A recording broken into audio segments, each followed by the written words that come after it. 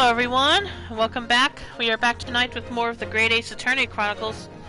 Last time, Ryunosuke and Kazuma were heading towards England, only for Kazuma to be mysteriously murdered, and Ryunosuke, once again, was the prime suspect for his death. Seriously, this guy cannot catch a break. And after that, we managed to speak with a strange man who was in the cabin next to Kazuma's, and we find out that it was actually a woman in disguise, and it was a ballerina that had gone missing from Russia. But she didn't really know much of anything about what had happened.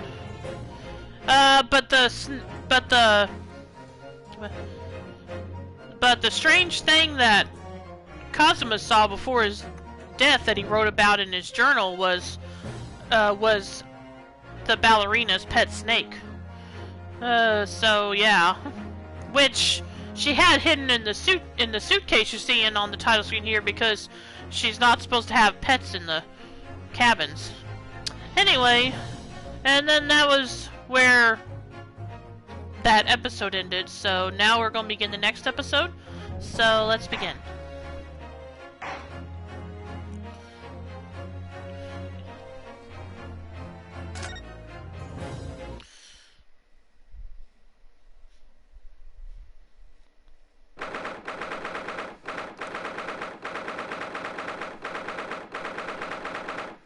January 9th, SS Burya, first class cabin passageway. I wish we hadn't been thrown out like that. I wish we'd managed to find some clue as to what that speckled band might be. Oh, did we not find that out? I thought we did. Oh, forget it. I guess I jumped the gun a little. Anyway, we didn't manage to investigate at all. And I imagine that we won't be able to for a while longer. We'll never get past that sailor guarding the door. He is clearly glaring at us, as if to say, don't even think about it. Oh, wait a minute! What is it? Well, what happened to our great detective friend? Where did he go? Oh yeah, I forgot about him. Herlock Sholmes. Oh yes! He's completely disappeared! When did he do that? He slipped away as quietly as the wind, but not before ensuring these were securely back on my wrist. Okay, let's see, I don't know if there's actually anything to examine here. Guess I can talk to him. I really wish we'd had a chance to look around in Miss Pavlova's cabin. Why you look like that? You want something? Maybe you want me to throw you out again, Oh, no, definitely not that. Next time I have to throw you out, I show you where lobsters spend winter. Understand? Understand. Maybe I should steer clear of him until he's forgotten my face. I don't know if that's gonna happen. I don't think he'll ever forget your face, Naruhodo-san.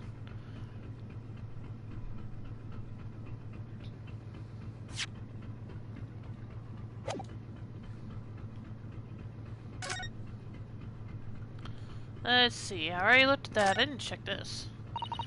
That door leads to the second class area. It's locked. I can't open it. No, well, that stands to reason. No one wants to let the murderer escape. Gosh, she gave me a very stern stare when she said that.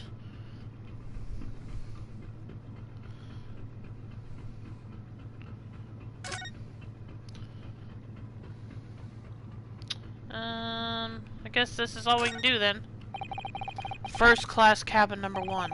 Yes, that's our cabin. Well, Kazuma's, actually. Not our cabin, it's Kazuma-sama's. Sorry. Your accommodation is confined to the wardrobe inside the cabin. You know how to make a stowaway feel small, don't you? As small as the wardrobe I've been calling home. Anyway, I wonder if Inspector Hosonaga has managed to uncover any new clues. Yes, we should probably find him and ask.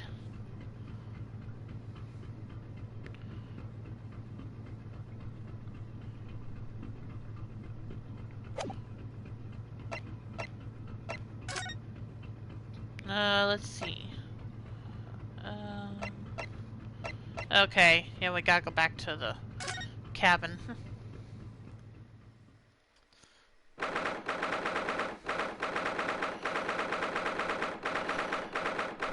January 9th, SS Buria, first class cabin number 1. Looks like they're still investigating in here. Yes, on that subject. I wonder if Inspector Hosonaga is unscathed. What do you mean, unscathed? Surely you haven't forgotten, have you, Naruhodo-san? Don't you remember what he said about allowing you out of this cabin to investigate? He was going to talk to the captain about it. He said he'd lay his life on the line for you. Oh, yes. But I'm sure he was exaggerating. Let's see what he has to say for himself.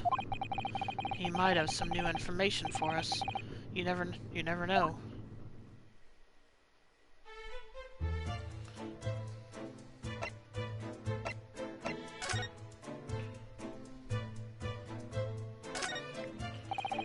These are the rules of passage for travel aboard the SS Buria.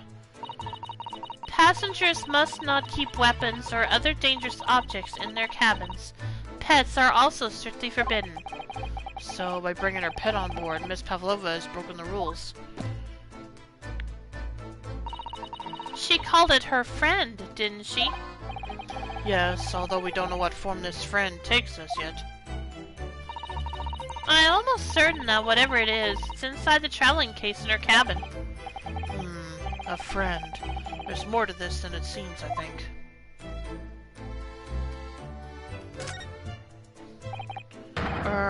You! Where did you go? Oh, sorry, I just went to the next door cabin to investigate. Why? Who gave you permission for this? Well, Seaman Hosonaga did. That's new Japanese, was it? Later, I will roll him into a ball and throw him in cold room. Phew, he's gone back to guarding the door. I hope Inspector Hosonaga doesn't find himself in too much trouble on our account. He's really gone out of his way to help us, hasn't he?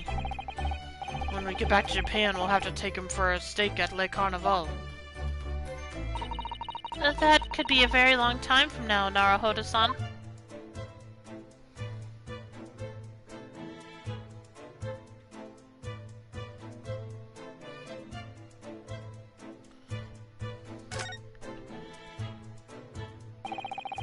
All the books provided for passengers occupying this cabin, neatly arranged on the shelf. They were all over the place when we first looked around, if you remember. Oh yes, and you tidied them up, didn't you? Yeah, no sir, still not sure she should have done that. You have to look after the ship's property. Unruly behavior in the cabins leads to damage. But it really wasn't me who knocked them over. Well, anyway, I feel much better now that they're neatly lined up. I can't relax when things are untidy.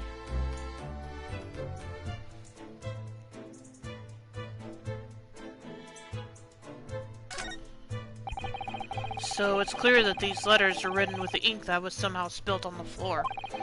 And they spell the Russian word for wardrobe.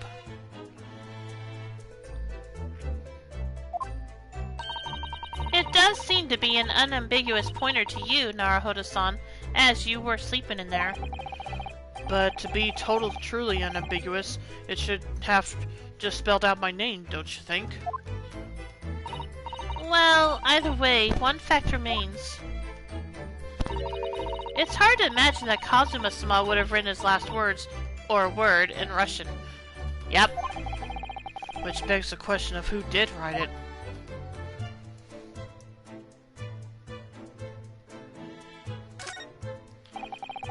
This is where Kazuma spent his final moments writing his diary.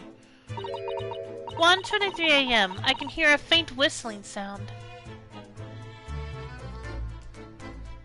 1:35 a.m. What looks like some sort of speckled band is dangling from the ventilator grill. Looking at his writing here on this page, it's almost impossible to believe that he's gone. Kazuma-sama left us a valuable clue in these words, I'm sure of it. We have to solve this mystery, Naruhodo-san. We will.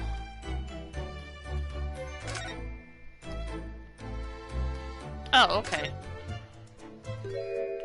Oh!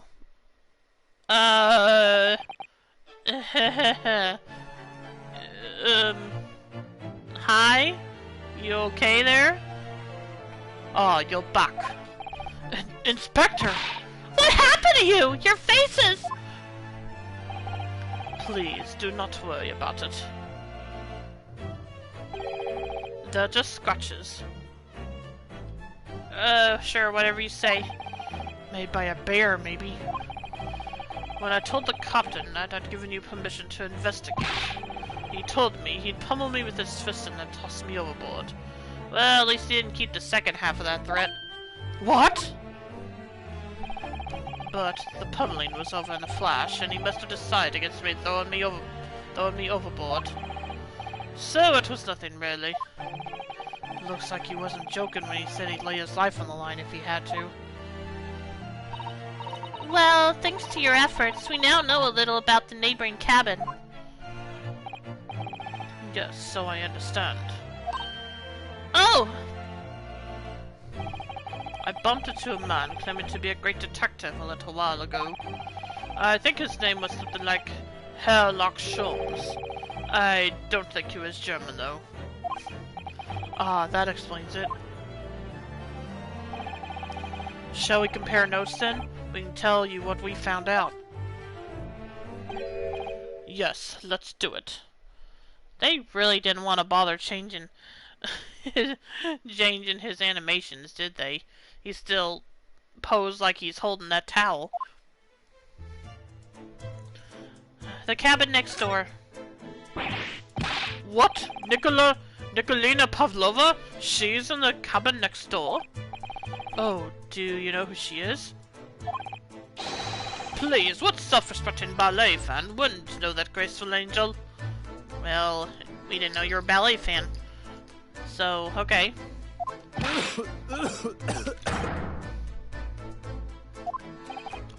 Oops, I think I upset him there.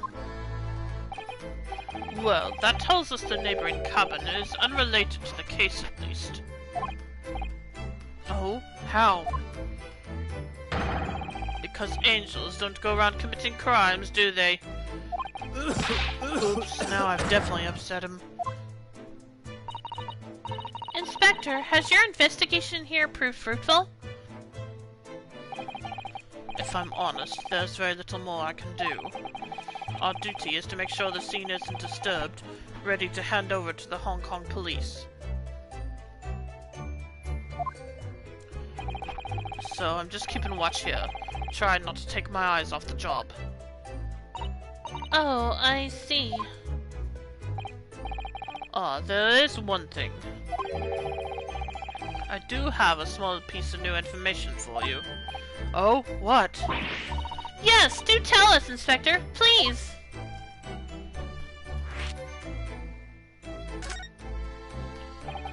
What is this new information you have, Inspector? It's this.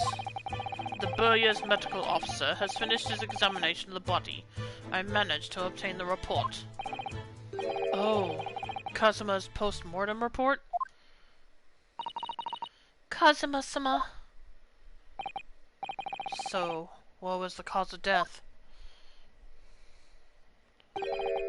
Damage to the cervical vertebrae is what's written in the report. Yikes.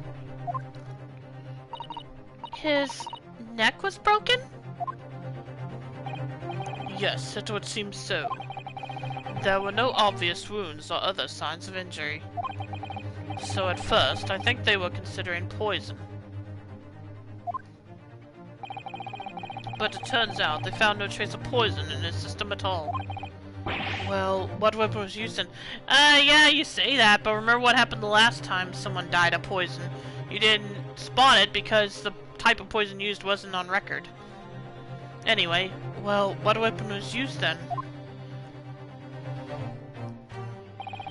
Nothing has been found as yet, but the fact that there are no signs of a wound suggests it may have been a blunt object, something that wouldn't leave a mark.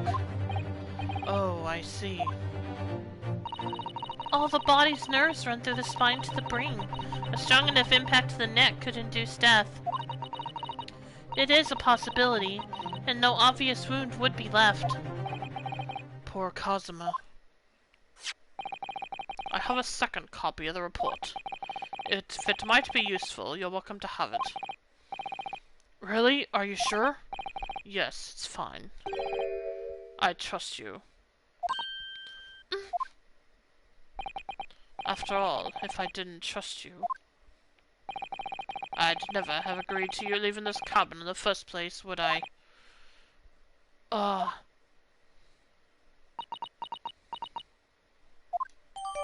The post-mortem report has been entered into the court record.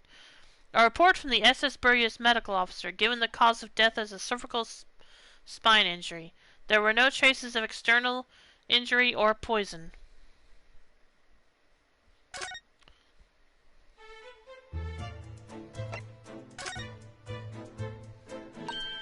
Oh, Mr. Sholmes is here. Was he?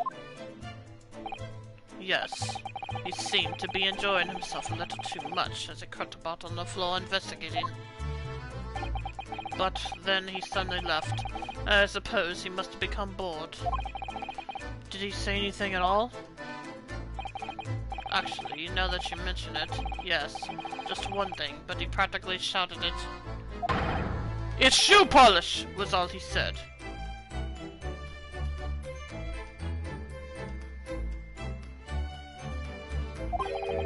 Shoe polish? I wonder what he meant. It was when he was over there, by the piece of broken glass, do you see? Oh, okay.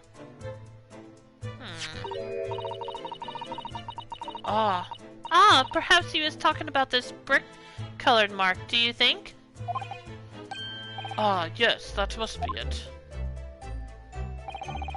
But how can Mr. Sholmes know if that's shoe polish? That leaves me cold, I'm afraid. I have no idea.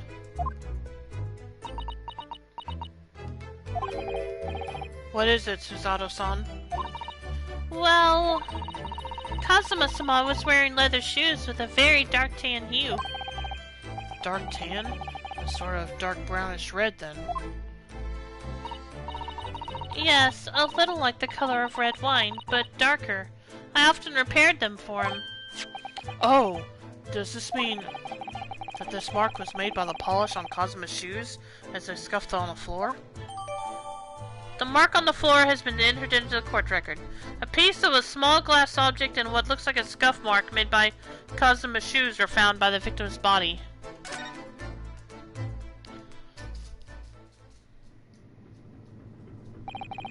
That's really all I can tell you at this stage. I should return to my post. My fellow crewmen's eyes are boring into the back of my head. Yeah, sad might be for the best. Thank you. Poor Inspector. You look exhausted. Oh, no. Well... I feel terrible that I failed to protect Asogi-san. He was my responsibility.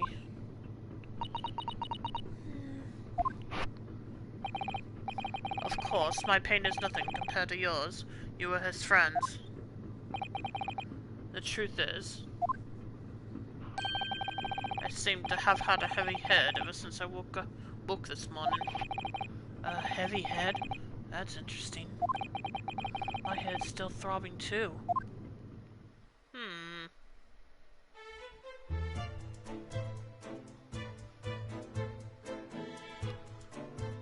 As you can imagine, there's a heavy air this entire chapter. Yep. Welcome to Stream Soup. How you doing tonight?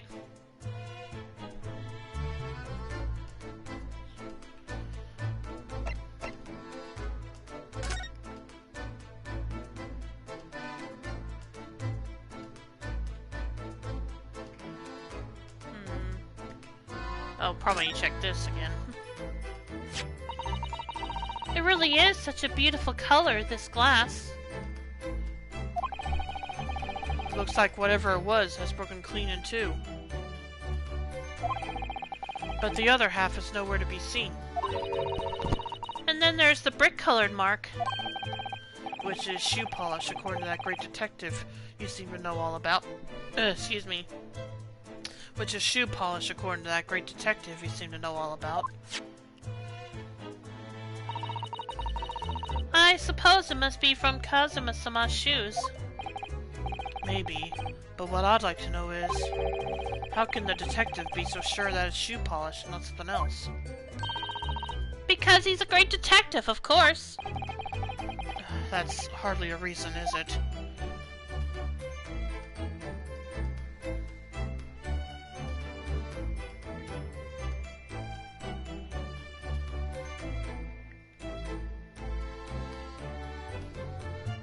Oh, need to check the vent again, okay. So this ventilator joins to Miss Pavlova's cabin. Yes, that's right. And just a few minutes before he died, Kazuma saw something emerging from it. Doing okay, a sign that I'm becoming old. I suddenly started eating oatmeal of my own free will. Oh, okay. What kind?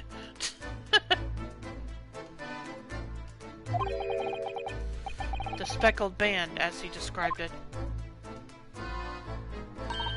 If only Miss Pavlova had been able to shed some light on it, but she seemed as baffled as we are. Yes. I wonder if she's telling us everything, though. I'm not sure.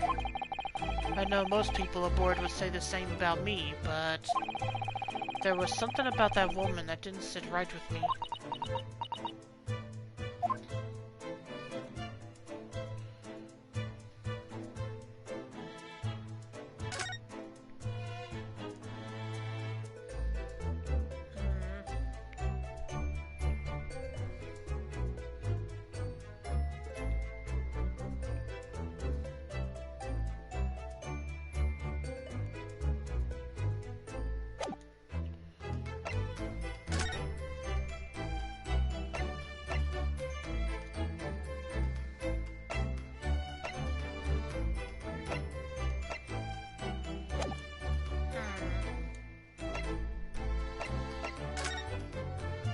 I think I've already examined everything, but I don't know what else to do now.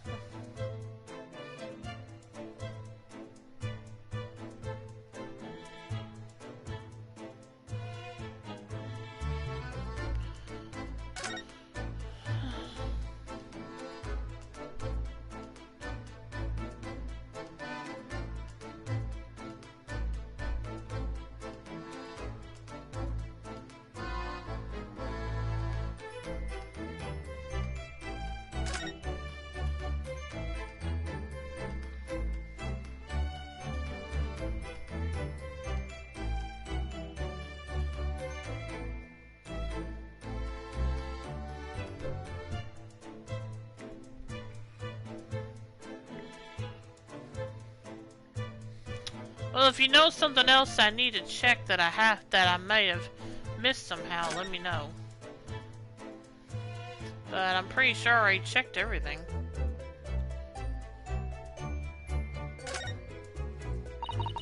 It's some 2 weeks since we set sail from Japan. Have you really been living in that wardrobe the entire time, Naruhodo-san? I think living isn't quite the right description. Oh, no, I suppose not. Although it must have been rather exciting, making this voyage in your own secret hideout. The trouble was, I never knew when a member of the crew might come in. So yes, I did basically have to live in the wardrobe.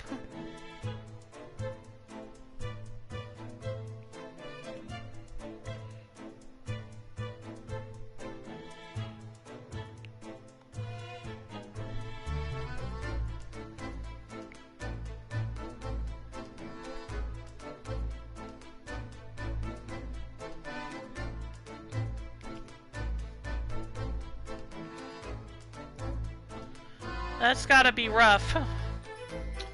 What's gotta be rough? How am I doing? I'm doing good, thanks.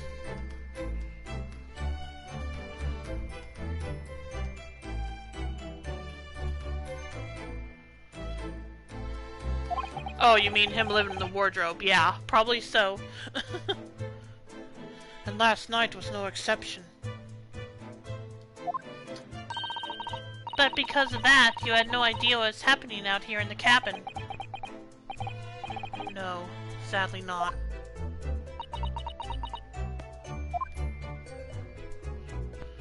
Well, I guess I'll see if I can... I guess I'll check outside in the passageway again.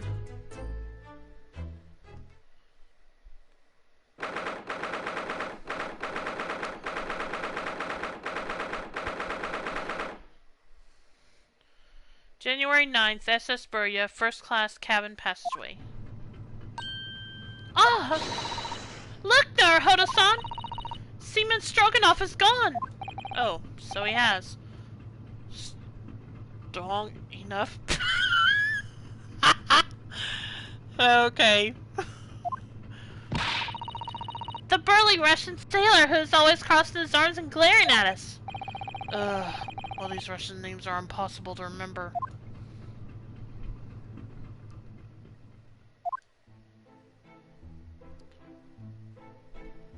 Beef stroganoff is delicious. Yeah, it is. Tra-la-la. Did you hear that? It sounded like someone singing. Tra-la-la, lira-lira-lay. I did it the great... What? Okay. This caroling. I know that lark-like voice. Well, never mind that now. This is a golden opportunity for us. Yes, you're right. We must seize it. Let's get inside Miss Pavlova's cabin while we can and investigate. Definitely. Before that stringy knot crewman comes back. Stringy knot? Okay. It's Stroganoff, not stringy knot.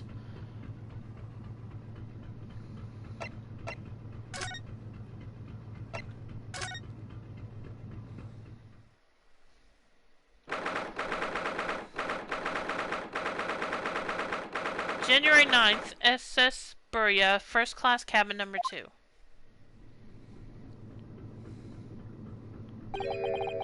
Miss Pavlova isn't back yet. Susato-san. Oh! Where's she gone? Stringy Knot, who lives in Macarena Woods.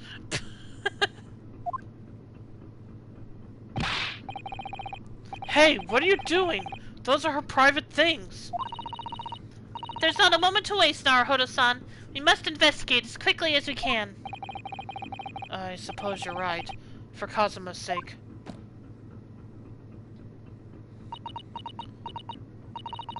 Not just for Kazuma-sama. What do you mean? It can't be long now until we arrive at port in Hong Kong.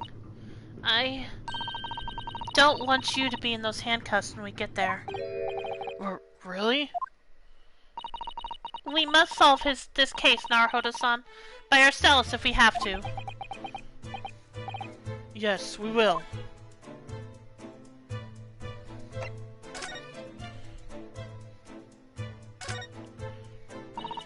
Naruhodo-san, are you there? Sorry, I'm right here, yes. Why? Oh, good. I thought you might have climbed into the wardrobe when I wasn't looking. There's no place like home. Oh my gosh. Believe me, I don't have some strange compulsion to jump inside every wardrobe I see, you know. Well, anyway, I'm not sure anyone could fit inside this one. It's full of beautiful outfits. I suppose they're all stage costumes. I was rather hoping we might find Miss Pavlova's friend hiding in there, but no such luck. Okay, can't check out the... Oh yes, they're displayed in this cabin too. Look, the SS Burya's rules of passage. Passengers must not keep weapons or yeah. I suppose Miss Pavlova realized that she needed to keep the contents of her case a secret after she read this. Her special friend, I mean. I wonder where her friend has disappeared to now. It's probably having fun exploring the ship, I imagine. I just hope Seaman Stroganoff doesn't find it and throw it overboard. Oh, yes, so do I.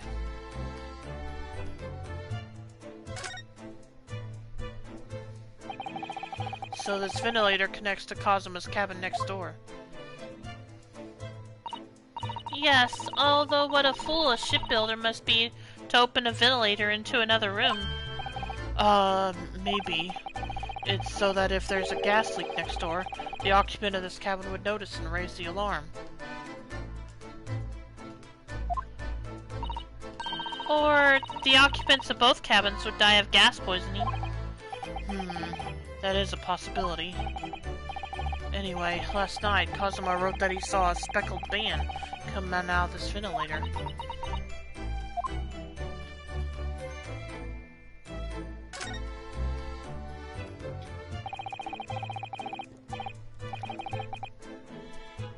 All the books have toppled over together. Look, every single one.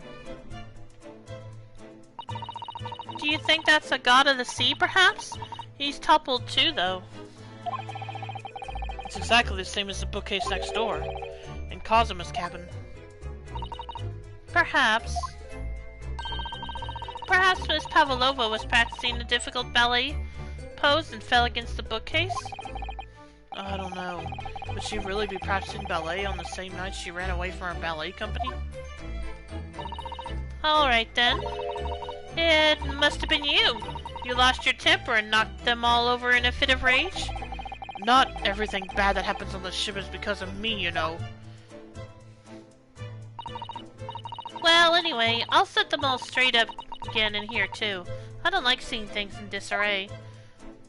You still think she shouldn't have done that in Kazuma's cabin, which would have been messing with the scene of the crime. Oh my! Miss Pavlova's case is open! It's completely empty inside, but according to the great detective's great deduction, she was hiding her special friend in there. Yes, a friend that she had to keep secret. Because you're not allowed to bring animals aboard the SS Burya. I wonder what kind of animal she had in there. And more to the point, where is it now?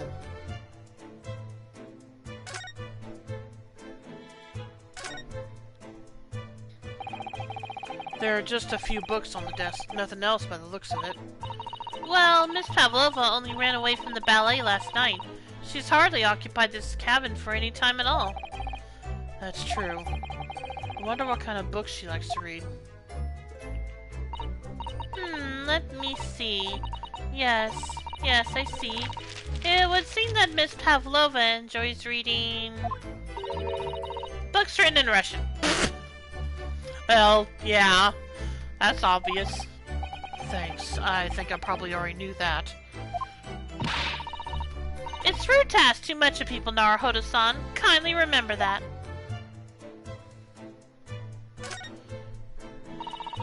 I suppose every cabin has a waste paper basket. Shall we have a little look and see what's been thrown away? Naruhodo-san! It's poor etiquette to go sifting through someone's rubbish, you know. Those eyes. She's looking at me like I'm a piece of rubbish now. However, these are special circumstances, I think.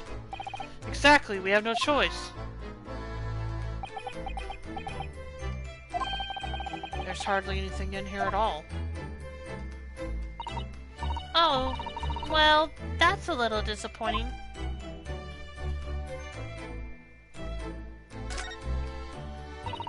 I wonder what this little saucer is doing on the floor. Yes, it doesn't look like it's been dropped. More like it was put there deliberately.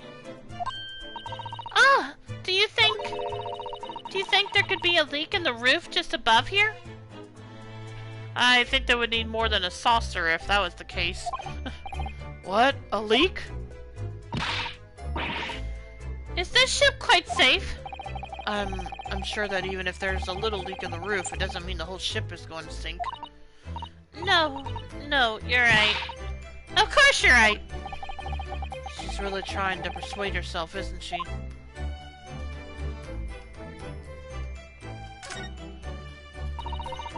It would seem this teapot is empty.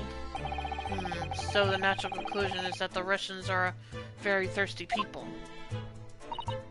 Or, because Miss Pavlova only came into this cabin last night, she hasn't had the chance to make any tea yet? I mean, it could be either. It's definitely that they're excessively thirsty. I'd lay 1,000 to 1 on it. You're rather obstinate, aren't you, Naruhodo-san?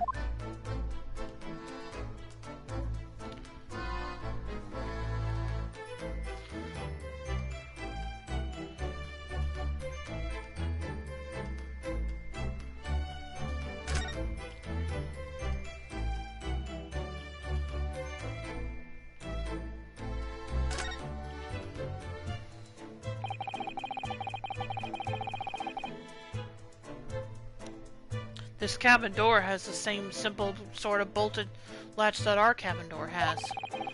If the bolt's drawn across, there's no way anybody could enter the cabin from outside. Yes, it's not a particularly heavy-duty bolt, is it? But still, it wouldn't slide across of its own accord, would it? No, and the door is made of metal, so there's no chance of trickery using magnets to unbolt it from the outside. And it seals up perfectly, too, to stop any seawater coming in. So you could use the method you told me of passing a thread through a crack around the closed door. So you couldn't use the method you told me of passing a thread through a crack around the closed door either. I seem to know a lot of tricks for opening doors. I'm starting to see why they suspect me.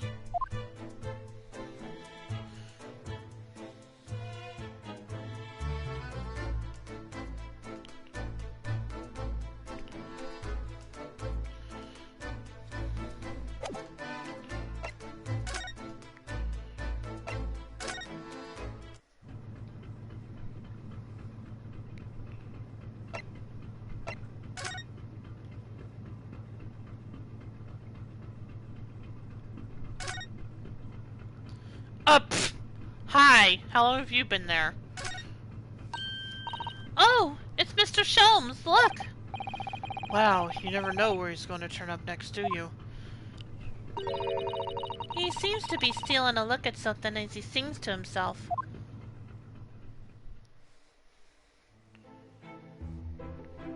Cha-la-la, lera-lera-lay. I did it the great detective way. He's still singing. Do you think he hasn't noticed us? Or he's simply in extremely high spirits. Yes, there were times, I'm sure you knew, when the yard bit off more than it could chew. And through it all, when there was doubt, it's lucky Herlock was about. Excuse me. I solved it all, and I stood tall. I did it the great detective way. Mr. Sholmes! Ah! What is it? You want to fight? Honestly, interrupting a fellow when he's singing, and I was just about to reach the climactic finish. Sorry, I thought you were never going to stop, so I figured now is as good a time as any. I very nearly dropped you to the floor with one of my famous right hooks. Alright, I get the picture. Now, could you put those fists away? I don't know. I never thought of Sherlock Holmes as being the physical type.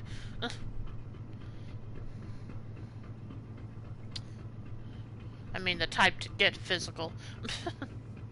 Anyway, Mr. Sholmes, you seem to be examining something before we interrupted you. Ah, yes, that. I was immersed in study of the ship's log as penned by the stockily built crewman who's usually on guard here. Oh yes, the ship's log. And did you find out anything useful from it? Well, after 2 a.m. this morning, the majority of the entries were blank, which means that there was nothing to report. Nothing of note happened, so... You truly are, a student from the land of the rising sun. You've been utterly blinded by it. Sorry. Your logic, my boy, is inverted. Whatever do you mean, Mr. Sholmes? Observe the other pages, and all shall shall become clear. It would seem the same crewman off Stern's Century in this first class passageway, and he has an almost religious practice of recording nothing to report every half hour. Oh, he writes that in every 30 minutes? Nothing to report? Precisely. Put simply, the seaman writes nothing to report when there's just that. And yet, the ship's log from last night is largely blank. He didn't even write nothing to report. Do you mean? Yes, there were circumstances afoot last night which led to the seaman being absent from his post. What kind of circumstances? What happened? That remains a mystery for now, but we can be sure something significant took place. So significant that it caused the seaman to forget his regular habit of scribing nothing to report in the log. These are important details. I would stake my life on it. You must log the ship's log in your mental file. The ship's log has been entered into the court record. A record kept by the crew assigned to the first-class cabin area. There are virtually no entries from 2 a.m. until early this morning. Truthfully, the more distinctly different he is, the better off Capcom is, because the public domain is weird, and you essentially have to make your own version. Yeah, that's true.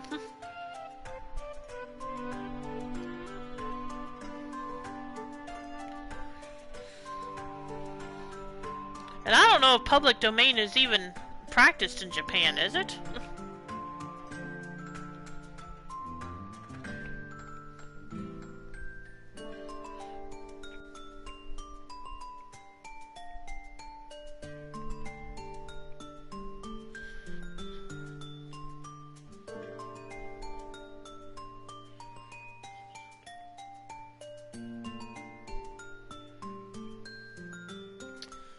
Now that deduction was worthy of a great detective. Ah, you're starting to understand what my way is, I see. What makes Sholmes. Brilliance! Huh. Ooh, ouch. What is it? Are you hurt? Oh, don't worry yourself. I seem to be afflicted with a throbbing head this morning for some reason. Nothing more.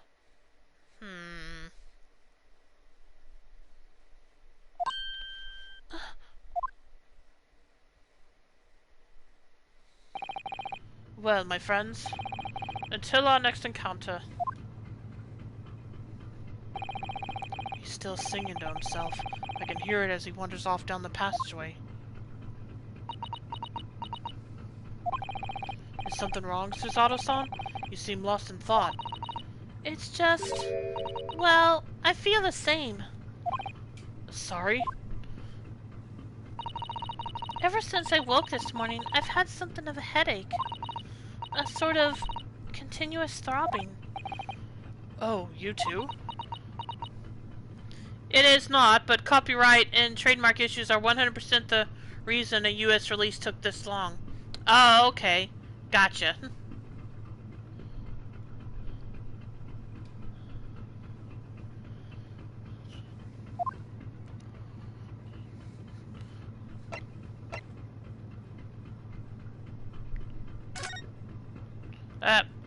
What do you...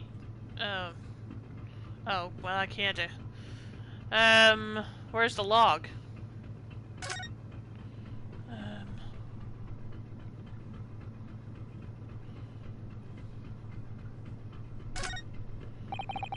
Miss Pavlova's cabin. This could be our chance. What? The burly sailor doesn't appear to be around at the moment. We could investigate every last inch of that cabin. I'm not sure if we could go that far, but we could certainly do with looking around more. I'm sure we could learn something. Yeah, but I've already been in there. I think I've already checked everything in there, unless something else came up all of a sudden. I guess I'll see what happens. Worst thing is I'll just waste a few seconds. Ah! What's that? I didn't know air raid sirens sounded on ships. Shut down the engines immediately! Vessel sighted a quarter mile forward! Full stop! Hard to starboard! All hands, brace for impact! Oh, joy. What the? I think we're about to crash into another ship. What? I can't stand. Susanoo-san, hold on to me! Oh, great. Susanoo-san, are you alright? Are you injured at all? I think I'm fine. Thank you, Naruhodo-san.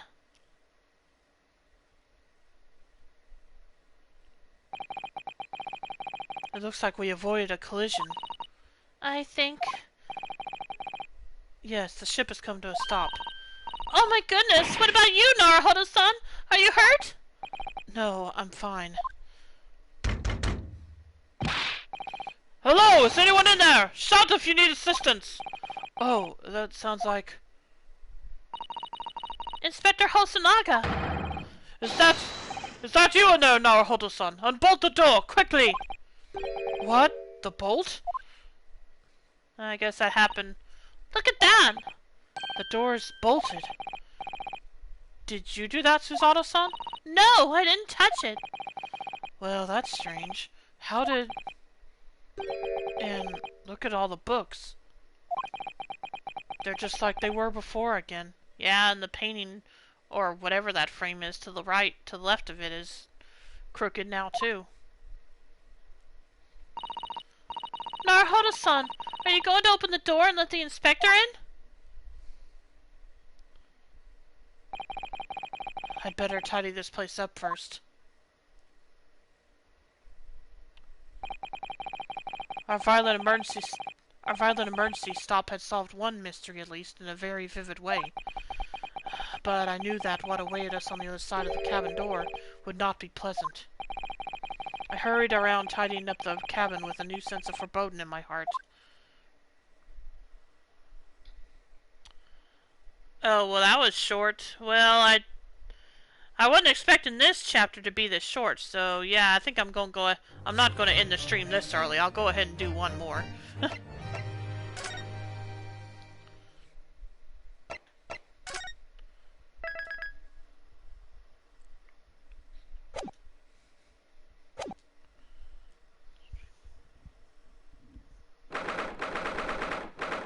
January 9th, SS Burya, Miss Pavlova's cabin.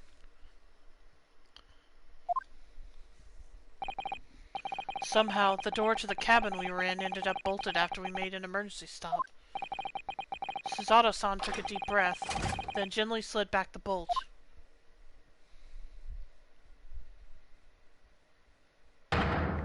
You! What are you doing in Miss Pavlova's quarters? Oh, you both look unhurt. Good. Yes, we're fine, thank you. What on earth happened? We heard something about how we were going to collide with another ship. Yes, it appears to have been a false report, though. Oh, how did that happen? There's a dense fog outside, so it's extremely difficult to see. Someone must have thought he saw a ship ahead. This person obviously triggered the alarm, and that's why we made an emergency stop. Everything is chaos! Passengers are screaming, crew are running everywhere. This first-class area is the only quiet part of the ship at the moment. Oh, I see. Someone triggered the alarm? Does that mean that someone pressed that button outside? Ah! You wicked intruder, just on in black! You are the devil! Sorry, me? I've been called a lot of things before, but devil is a first. You opened my traveling case. How could you? What? No, we didn't touch it. That's right, Miss Pavlova. It was already open when we came into your cabin. Inspector! Yes. Arrest this man. I know he did it. He is a criminal. Is it not enough that he has killed a man? Ah, and he is a stowaway as well. A vixen promises not to steal chicken, do you believe? Take him away. He is a trespasser as well as everything else. Stowing away, trespassing, killing. She is right, you are devil. It doesn't look good, does it? There is cell below deck. Throw him in. Tomorrow we dock in Hong Kong. Then we give you straight to police. Wait, a cell?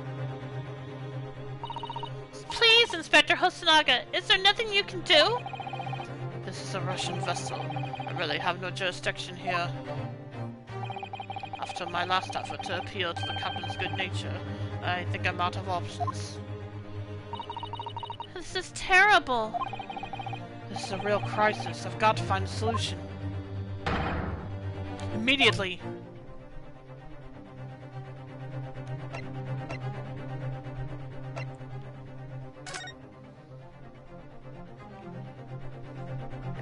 Really, again? I just need to keep calm and focus on the task at hand, which is investigating. Don't touch my things! You want me to show you where coffee hibernates? Hiya! Not again. Mr. Naruhodo, what do you think you're doing? Wow, everyone's attacking me. And I was just starting to think she was my friend.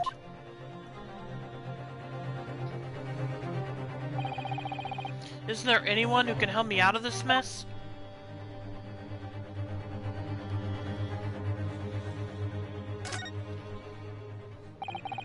You've got yourself into a difficult situation here. By entering this cabin uninvited, I mean. Sorry, I was just so desperate to find a clue.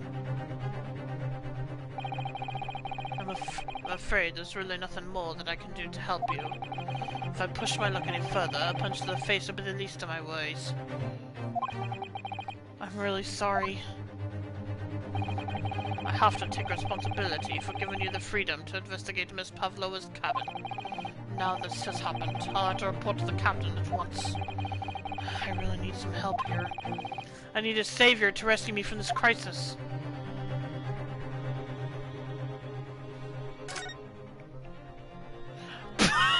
Oh my gosh! Okay, fine, he's probably my last hope at this point. Where the heck did Susato go, though?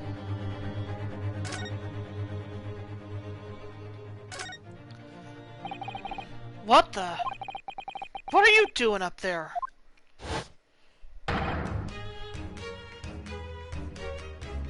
What? Mr. Sholmes! Naturally, I was analyzing what a weight of 20,000 rubles is like on one's head. Have I not told you that as a detective, it is my business to know what other people do not? This isn't mere tomfoolery, my boy. Oh, no. Well, why were you hanging from that hook before then?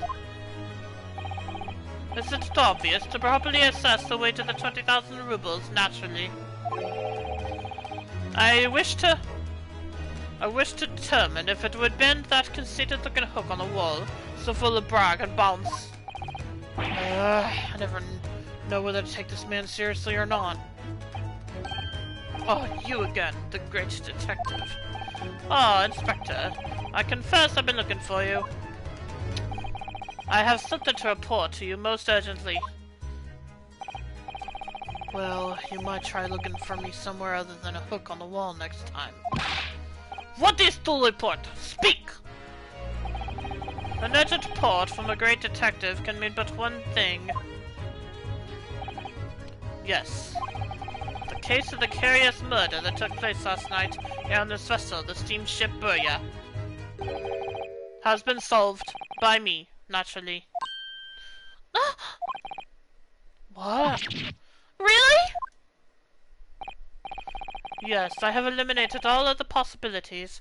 No other explanations exist. So, allow me to illuminate all your minds. For I am about to reveal my great detective's greatly admired great deduction to the case. Ha! You are so thick! Even Hedgehog understands this case. You all know who was responsible for killing student boy this morning when we found criminal in wardrobe. It is this stowaway, and he has handcuffs to prove it. I didn't do it. The trouble is, there doesn't appear to be anyone else who could have killed the victim. Besides, as everyone knows, the cabin door was bolted shut from the inside. That means the culprit must be someone who is inside the cabin. Yes, it's what's called a locked room mystery in detective stories. Locked room! That is point! The room was locked. Well, I can't deny that. There's no way the bolt could have been drawn across from outside the cabin. You're all quite mistaken. The cabin next door is not a so-called locked room at all. What? Oh yes, there's another entrance. An entrance used last night by the culprit in order to gain access to the cabin, despite the bolted door. What other entrance? We never discovered one. Why, it gapes open-mouthed at you even as we speak. The ventilator man. The ventilator? You think this is funny? I cannot even put my arm through that hole. That's because your arms are as thick as tree trunks. You're suggesting that the culprit entered and left the victim's cabin through that tiny opening. It's not possible. Ah, but it is. And last night, the victim even witnessed the intruder in the act of passing through the ventilator.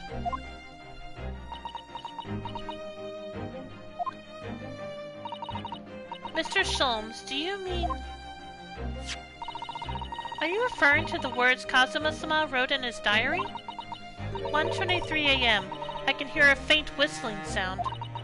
1:35 a.m. What looks like some sort of speckled band is dangling from the ventilator grill. Precisely, my dear madam. But what does it mean? What is the speckled band?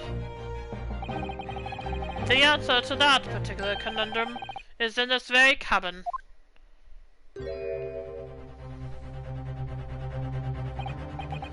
Mr. Sholmes, what are you doing? There's a distinct element of danger, but fear not, I am ready. What I am about to expose for you all to see will shock you to your cores. Behold! Yeah! Well, what the?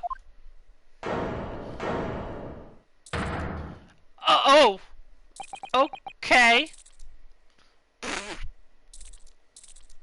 Oh, okay, I get it now. Well, that was... Allow me to introduce you all to the band. The speckled band.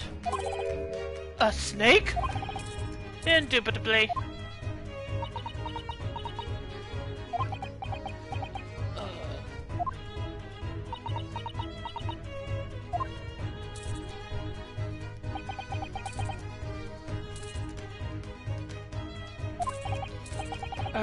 Mr. Sholmes, just one thing.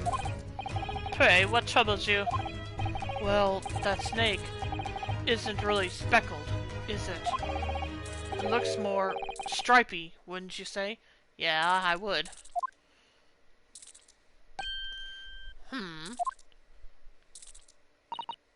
Yes, you're right. I think in this case, you'd have to call it... the striped band, wouldn't you?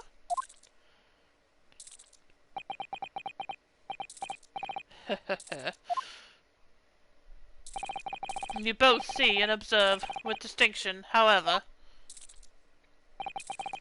Do you not think that is precisely the trap into which the culprit wishes you to fall? Oh my goodness, really?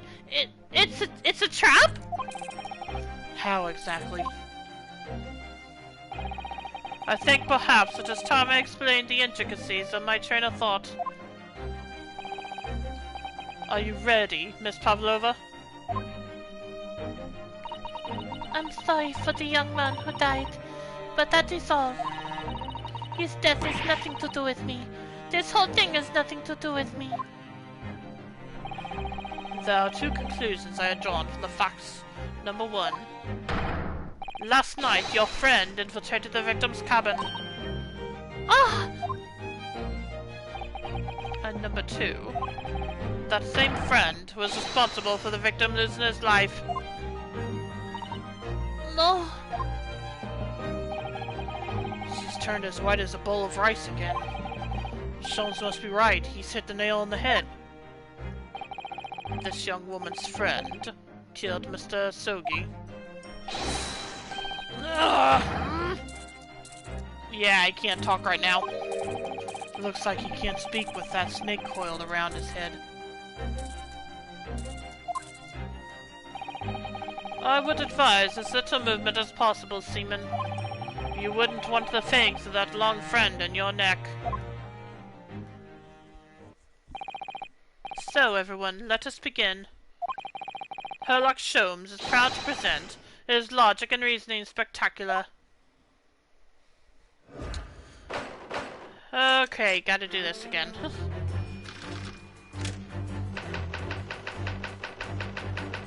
Intruder's identity. Miss Pavlova, moments ago you claimed the following. His death has nothing to do with me. This whole thing is nothing to do with me. Yet you cannot deceive yourself. Yes, when you recall those horrid events, your aching heart smarts with pain. And it is that very pain that evidences your inextricable link to the victim's death. So we ask, what is the nature of this intruder that stole into the victim's cabin on that portentous night? Why, naturally, it was the friend with whom you boarded this vessel, was it not? Ah, as I suspected, another telltale glance.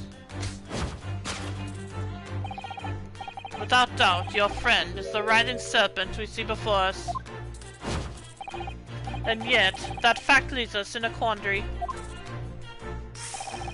The victim's written observations on the night in question tell of a speckled band, whereas, regrettably, this specimen's markings do not fit that description in any way.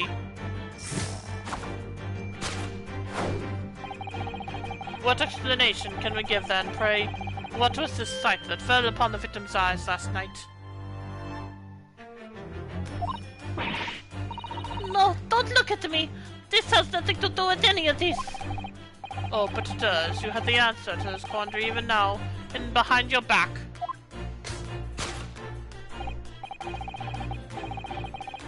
Yes, that's what you are trying, but failing to conceal, can only be the snake's lost skin. Evidently, after the subtle and horrible crime, this most deadly friend of yours shed its original skin, no? I don't know what you are talking about. Last night, through the ventilator visible in his cabin, your then speckled friend slid the next door. Using the bell cord on the other side of the bridge, the serpent silently descended into the victim's quarters. In the dim light, it appeared to the young gentleman who was about to lose his life as a speckled band.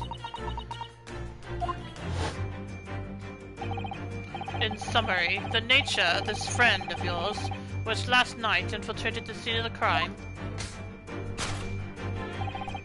is a rare breed of snake whose markings change each time it's lost its skin.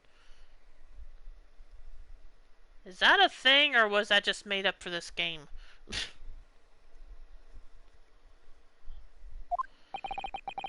A snake so dreadful we can only imagine it would be found in the deepest depths of India.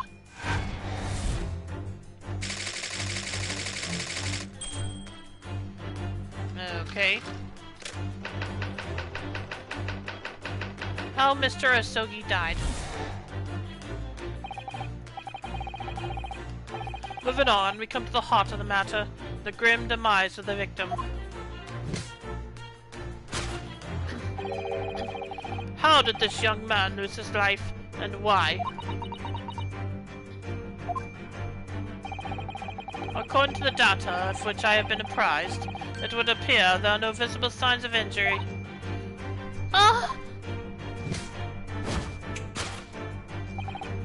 In fact, the circumstances of the victim's death can only be explained by a terrible venom. Now, if we take that as fact, we can reasonably imagine that there remains evidence to affirm it at the scene of the crime. Oh no, could there be? Yes, an examination of the deceased body will prove the cause of death conclusively. The almost, but not quite, imperceptible puncture wounds left by the venomous fangs will seal the truth.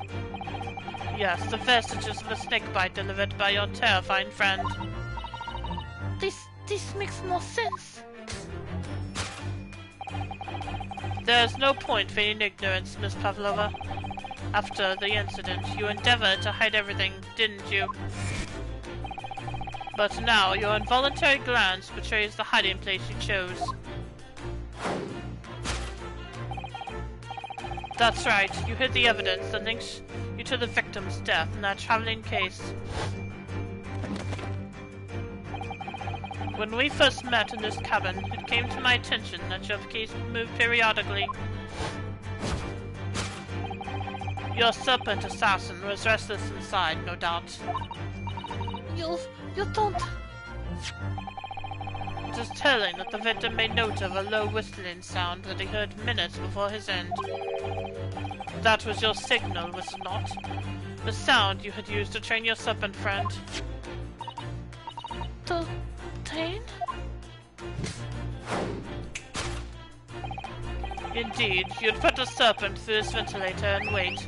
After a period, you'd summon it back with a whistle. You couldn't know if the animal had done its duty, so you would listen for signs of life next door. If the victim appeared not to have been dispatched, you'd release the snake once more.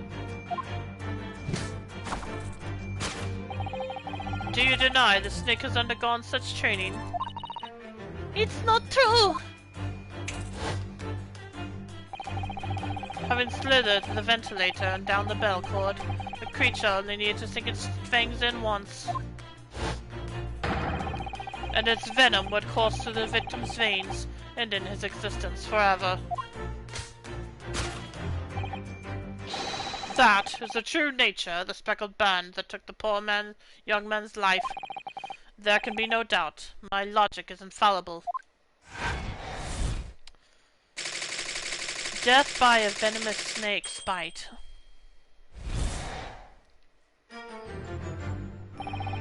Thus concludes Sherlock Sholmes' great deduction of the speckled band.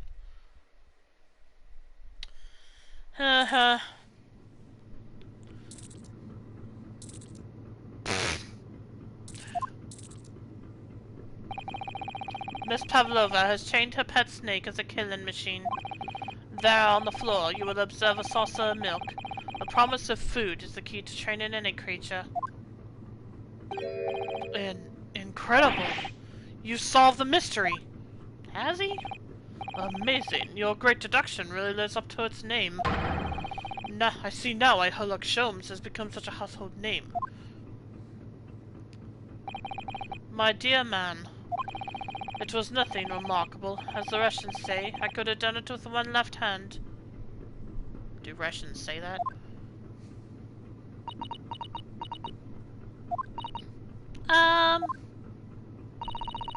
Can I venture an opinion, Mr. Sholmes? But of course, what's on your mind? It's just, About your deductions before, some things don't quite make sense to me.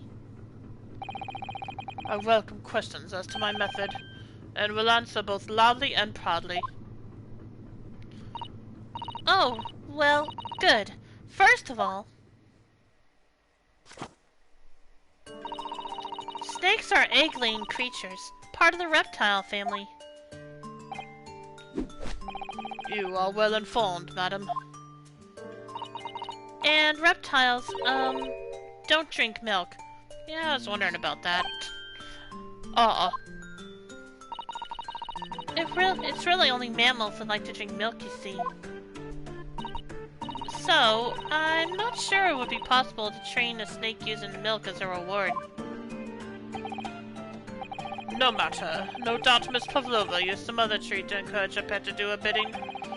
Milk was merely an example. The logic holds. Well, there is something else. Snakes have no ears.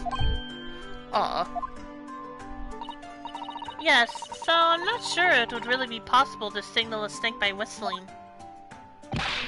But madam, what are the tales from Arabia? Have you not heard of the snakes that dance to the sounds of a flute? I think perhaps the performers play their music in time with the snake's natural movements. Oh, I see. No hands, no feet, no ears? These creatures are so inept as to be practically useless. Don't take it out on the snakes, Mr. Sholmes. There is one other thing. You have more? Snakes use the scales on their bellies to propel themselves. So, I'm not really sure that a snake could manage to climb up a flat bell cord like the ones in these cabins. Then I should try harder. Please, don't be angry with me, Mr. Sholmes. The point is, even if the snake had gone through the ventilator to the next door cabin, it couldn't have come back without help. What I'm trying to say is that there are a number of reasons why it's difficult to imagine the snake could have had a part in this.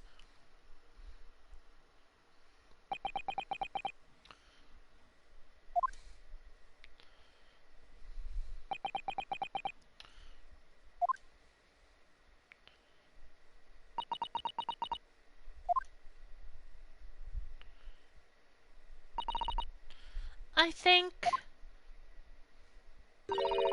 we need to step in and help again, Mr. Naruhodo. Oh no, you don't mean... Yes, we need to modify Mr. Sholmes' latest deductions and turn them into the great ones they ought to be. I had a feeling that was coming. Alright, let's give it a try. Just what I was waiting for, Mr. Naruhodo. Yes, right. So, cast your eyes down to your wrist again. What? You've done it again! Your handcuffs are gone! Where did they go? Fear not. I shall see they're restored after our work is done. I really wish you'd leave them off. Now, everyone, let us begin. Herlock Sholmes is proud to present his logic and reasoning spectacular. You have to wonder why he had to take them off.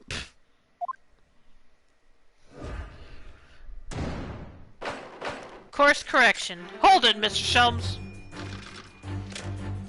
Topic 1. Intruder's identity. A beloved speckled snake. Miss Pavlova, moments ago you claimed the following. His death is nothing to me. This whole thing. Okay, I'm not gonna read all this again.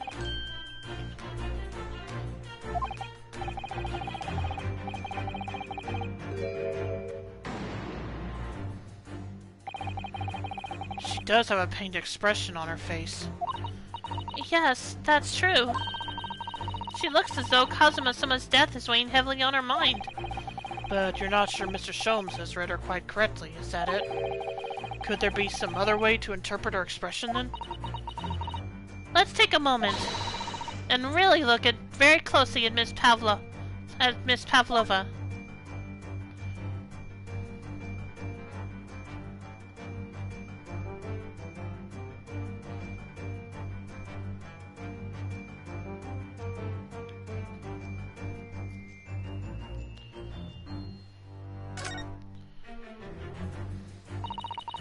She has such petite ears among that beautiful hair, like little pink shells. Oh, what's that? There's something attached to her ear. I expect that's what's called an earring. It's a little piece of jewelry. An earring, is it? It really is tiny. Perhaps part of it is missing. Maybe it broke off. So now all that's left is a clasp part that attaches to the ear. If that's the case, she doesn't appear to have noticed that it's broken.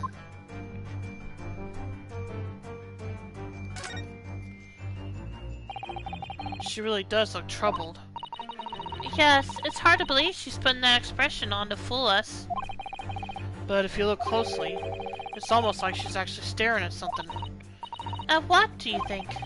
Perhaps something's physically causing her pain. We should have a closer look. Oh, hello.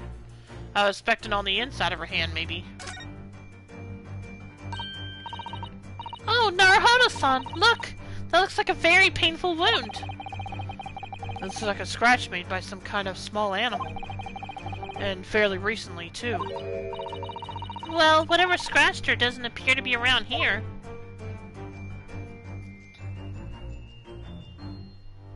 Yes!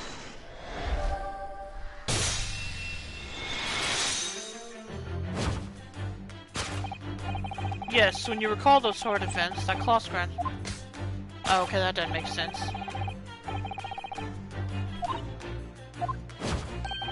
Oh, okay. Well, the wording didn't make sense, but I guess that's still correct. Miss Pavlova, did you in fact receive that scratch?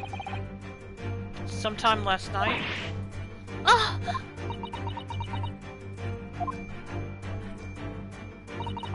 When I think about the young man who died next door, I feel so sad. And when I am sad, the pain from this wound is worse. Wait, really? And it is that very pain that evidences your inextricable link to the victim's death.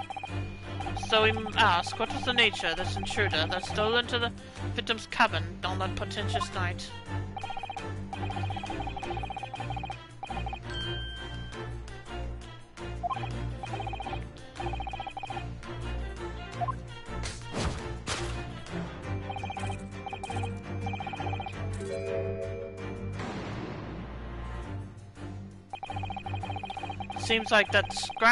It seems likely that the scratch mark on the back of Miss Pavlova's hand was made by this friend of hers, doesn't it? Except, snakes don't have claws, do they? No, they don't. They don't even have hands or feet on which claws might grow. Well then, if that snake isn't her pet, what is? What's the true identity of this friend of hers? We should follow her gaze, Naruhodo-san. That's where we'll find the answer.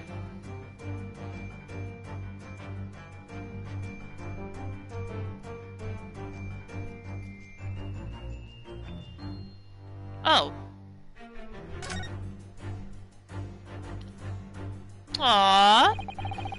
Oh, look at the Oh. Sorry, I just noticed something else. Anyway, oh, look at the photograph in this frame. This must be something Miss Pavlova brought with her when she ran away. She is exceptionally beautiful, isn't she? Yes, that's true, but personally, it's the little black creature she's holding that's caught my eye. Maybe we'd better take a closer look at this. Look at the little cat Miss Pavlova is cuddling here. Oh, what a cute little kitten! It could vie with you, couldn't it, Naruhodo-san? For the blackest outfit! A black kitten. And from the look of this picture, at least, Miss Pavlova seems very attached to it. Yes!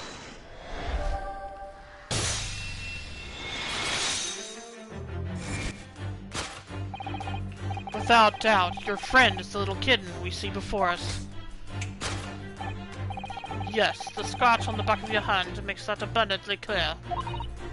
Oh no! The whereabouts of this black kitten isn't clear, but what is clear is that you brought the animal with you when you ran away, didn't you? No! Darka is my best friend. I couldn't leave her behind. Darka would appear to be a Russian blue. And yet, that fact leaves us in a quandary. Okay.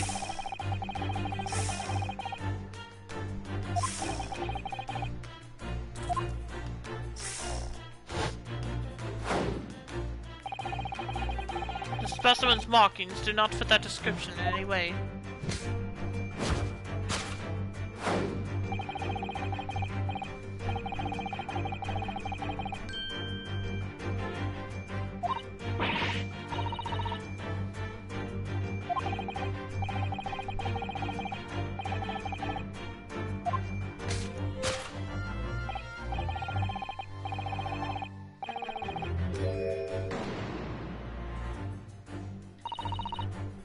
Do you see that? Did you see that? She just took something out of her pocket and hid it behind her back. If she just left it in her pocket, no one would have ever known. Oh yes, ploys like that are Mr. Shulm's specialty. He's ever so cleverly forced her to reveal something. I thought deduction was his specialty, or maybe making me believe that was a ploy too. Anyway, I find it hard to believe that's the skin of a snake. In which case, just what is Miss Pavlova hiding behind her back?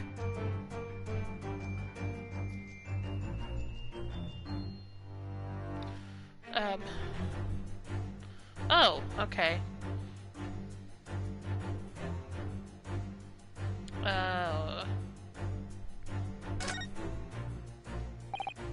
Well, it is speckled, and it is a band, but what is it? It seems to be soft and fluffy, a long piece of cloth of some sort. Oh, I know what it is. And that looks like a handle at one end. I think it may be a cat's toy. This sort is common in the West, apparently. How is that a toy for cats? Cats like to chase the band around and paw at it. Kittens in particular love that sort of play. You only need to wave it in front of them, and they pounce to catch it. Haha, that sounds positively adorable.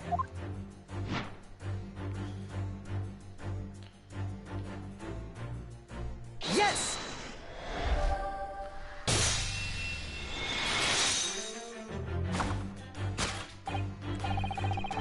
Yes, the thing you're trying but failing to conceal is, a cat's toy.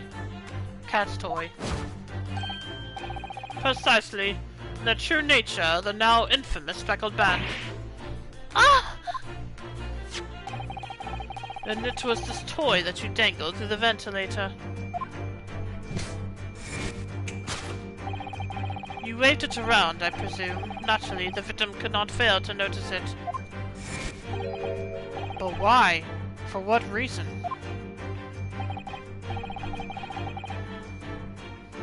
My dear boy, there can only be one answer to that. After her feline friend disappeared through the ventilator into the neighboring cabin, Miss Pavlova attempted to use the speckled cat's toy to incite the creature to return. Ah. In summary, the nature of this friend of Miss Pavlova's, which last night infiltrated the scene of the crime, is a blithesome Russian blue breed of cat by the name of Darka. Ah! A truly troublesome feline young Darka has proven to be. She must be caged once found. You will forgive us for borrowing the photograph of your pet, Miss Pavlova. The photograph of Miss Pavlova and Darka has been entered into the court record. A photograph of Miss Pavlova and her friend, a kitten named Darka. The tiara she would wear on stage can also be seen.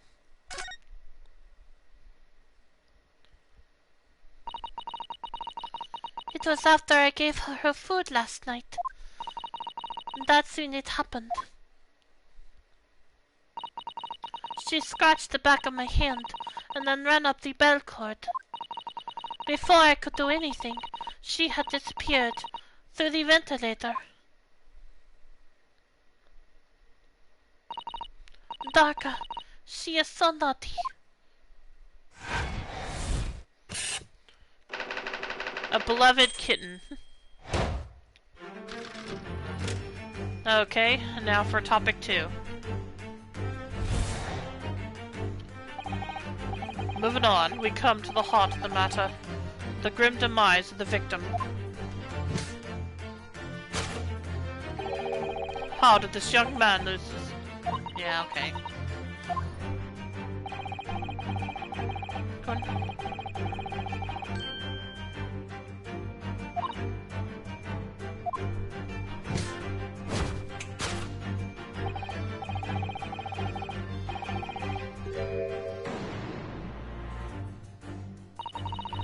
What Mr. Sholmes says is true.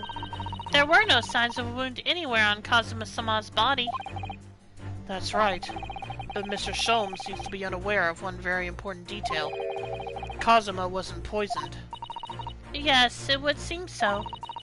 Let's give him the information he's missing now.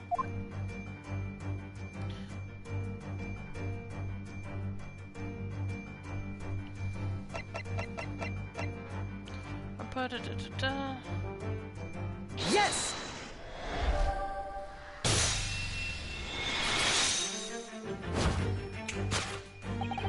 In fact, the circumstances of the victim's death can only be explained by the post-mortem report. Ah, yes, I knew it was one or the other. Gosh dang it.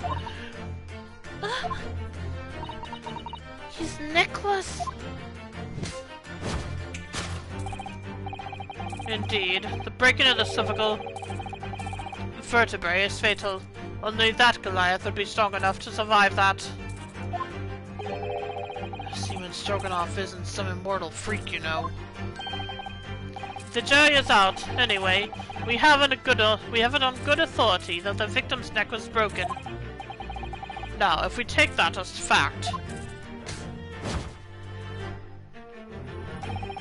we can reasonably imagine that there remains evidence to affirm it at the scene of the crime. Oh no! Could there be?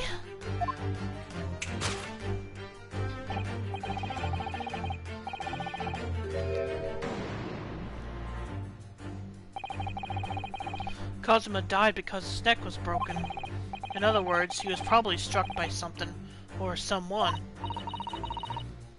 Yes, that's a distinct possibility. As of yet, no weapon has been found, though. Presumably, Darka didn't silently creep up behind Kazuma and deal him a fatal blow. I suppose. It's possible that he had a fall and hit the ground awkwardly. It could have been a terrible act of misfortune that he broke his neck completely by accident. Oh yes, a bad fall could explain it. Yeah, it's rather hard to believe of Kazuma-sama, though. He wasn't a clumsy man. Well, we need to fix the seduction somehow.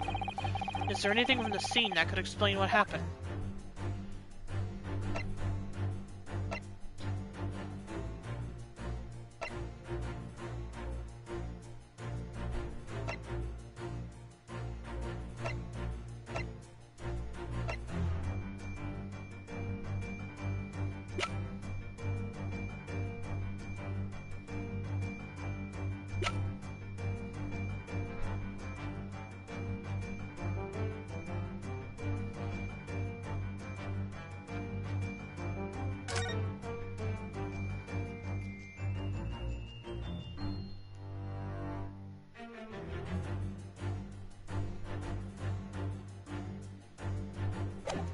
Well, it's the only thing I can think of.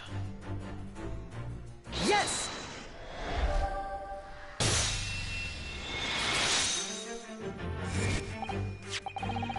Yes, an examination of the mark on the floor will prove the cause of death conclusively. This particular mark, so prominently visible next to the victim's body, is a deposit of shoe polish. Shoe polish? Indeed, positively identified by a little analysis device I constructed, which I carry now as a matter of course. Beeswax, tallow, and dye were my results, the undeniable ingredients of shoe polish. And the color of the polish is a perfect match to the color of Mr. Asogi's laced leather shoes. Looking at his mark, it's not hard to imagine what happened. For some reason, Mr. Asogi must have caught his foot at that point on the floor and tripped. Please, no. And, by a dreadful turn of misfortune, caught his neck against some immovable object as he fell to the floor. Suffering a fatal blow to the spine, the victim's vertebrae shattered, and in that instant, he lost his life.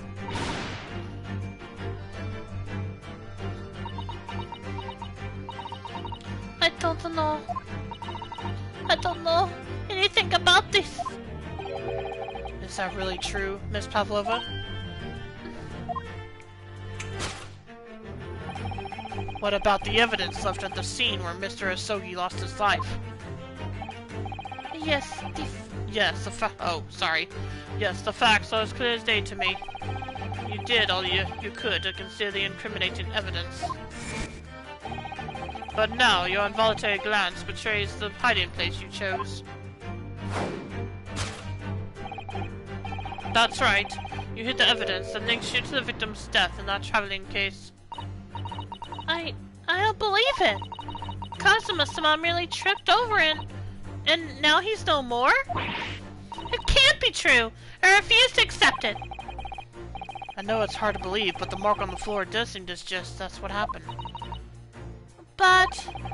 And if this part of Mr. Shom's deduction is right, Miss Pavlova is trying to hide some evidence that would prove it. Here in this cabin, somewhere in the direction that she just cast her eyes. Where, I wonder? Let's have a good look around. The answer must be here somewhere.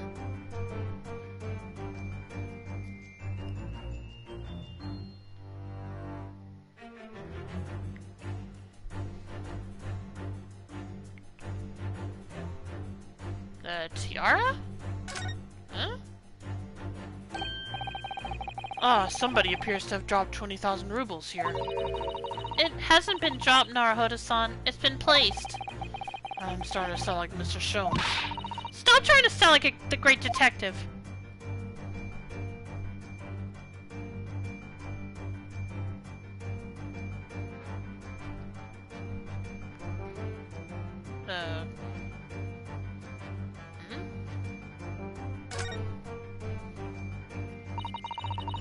This is a waste paper basket. Perhaps all the first-class cabins have them. But Miss Pavlova only started occupying this cabin late last night. Presumably there's not much rubbish in there yet. Oh, what's that? It's a broken piece of glass, isn't it? Yes, it is. And I feel like I've seen it somewhere before. If it looks familiar, perhaps it's more than your mind simply playing tricks on you.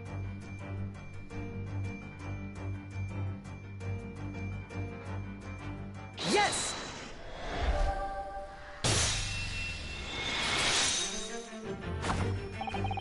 That's right. You hid the evidence that links you to the victim's death in that waste paper basket. Here, we have a fragment of some intricate glass object, it would seem. One that has a familiar air, in fact. Precisely. We found another piece of broken glass on the floor in Mr. Asogi's cabin. And as you can see, the two pieces fit together perfectly. Oh no! So, Miss Pavlova, shall we consider what this tells us? Why would it be that part of this glass... just a minute.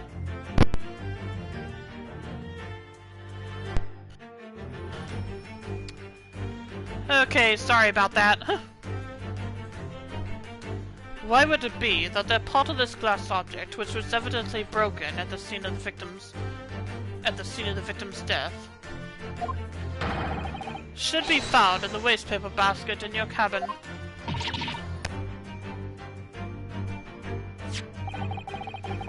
You're well acquainted with this glass bell, are you not?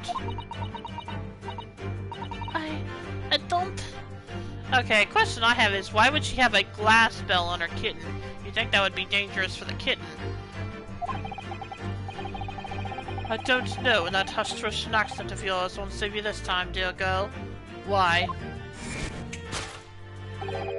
Because we have conclusive evidence linking you to the bell in question. What? Take it away, Mr. Narhodo. Yes. The evidence linking Miss Pavlova and the little glass bell, that would be... Yes! If you look at this photograph, you can clearly see, hanging from Darka's collar, the very glass bell in question.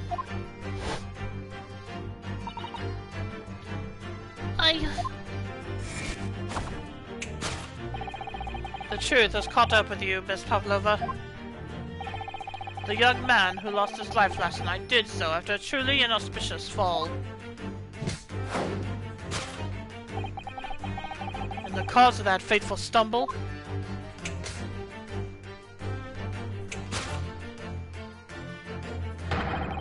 Your absent feline friend, Darka.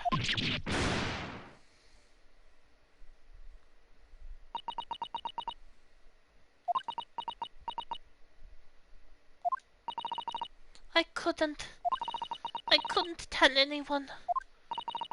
I'm sorry. Conclusion, death by tripping over a cat. That still feels a bit anticlimactic to me. Oh well. I mean, yeah, accidents like that can happen, but I don't know. Why don't you tell us now, Miss Pavlova? Tell us exactly what happened last night. It was a little after 1 in the morning. It was so late, but I hadn't had time to feed Darka, so I gave her some food. And then, all of a sudden, she scratched me and jumped out of my hands. People do say that cats become very anxious and nervous in new environments. Shh! She was so fast. She disappeared to the ventilator before I could stop her. And that is how you acquired the rather nasty wound on the back of your hand, I take it. Yes. And I had read the, rules on the wall. I knew that I was not allowed Darka with me. Yes, modern science suggests that animals can carry infectious diseases. It's a precaution, really.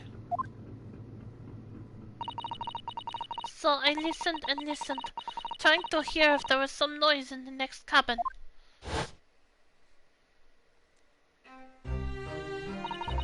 It was very quiet. I was sure if someone was there, he must be sleeping. So at that point, you thought it safe to try to lure the kitten back again by dangling the end of the toy through the ventilator and into the adjoining cabin. Darka always loves this toy, but it didn't work. Nothing worked. I tried using her favorite toy. I tried whistling to her softly, but nothing. She didn't return. So the faint whistling sound Cosima wrote about in his diary was Miss Pavlova trying to retrieve her pet. Cats have a propensity to remain hidden in the shadows and frightened. Yes, so there was nothing else I could do. I just had to wait until she had calmed down. But then... Oh, okay. I nearly passed out with shock. I heard her cry out, and then...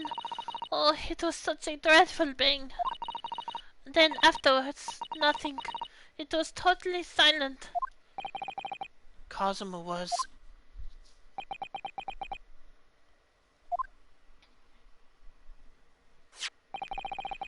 From the appearance of the brown mark on the floor, it seems likely that what you heard was the victim stepping on the glass bell and tripping up. The SS Burya is a large vessel, but even she can pitch and roll violently without warning. If Mr. Asogi was already off balance as a result of the ship lurching when the kitten got under his feet, the combination of unfortunate factors could easily have caused him to fall over.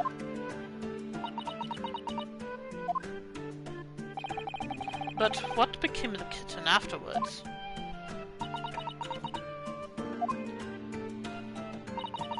In the end, I managed to get her to come back through the ventilator. Yet Dawker is nowhere to be seen. I must have forgotten to lock my case. And now she's disappeared again. Gracious, that cat is as insufferably restless as I am. Well, he knows something about himself at least. When I woke up this morning, I heard that the young man in the cabin next to mine had died. But I couldn't bring myself to tell anyone what had happened. I was too scared. Scared that they would send me back. Oh, hold on a minute. What about the snake? You're right, where is it? If the snake isn't your friend, Miss Pavlova, then whose is it? And where did it come from? What on earth is such a dangerous creature doing on board the ship? Don't tell me it's his pet. Oh, I didn't say? Oh my gosh. Snake is my friend. His name is Perisco? Pilosco? Did I say that right? What? What? That snake belongs to you? He escaped on cage when emergency alarm sounded. I was looking for him. I did not expect to find him in here. Yes, how did that snake get into this cabin? But animals are not permitted on board. Ha! We are at sea for 1 year. You want to be so long without close friend? Without someone who understands? Couldn't you find someone a little more human who understands you better? But, my dear bully fellow, a gargantuan venomous snake. surely you can appreciate the danger you're putting everyone in. No venom. Perosco does not have venom. He is harmless, very long, but very gentle. He is adorable like Granny. I don't know about gentle, he still kinda acts like a boa constrictor, venomous or not. It's venomless? Yes, now he is hungry, so he is in bad mood. But once I feed him, you will see big smile.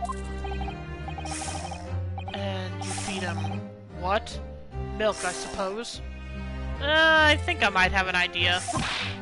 Oh, like they say they milk chickens ridiculous. Snakes that drink milk are only in stupid stories. Pirosco eats mosses. Big fat round mosses.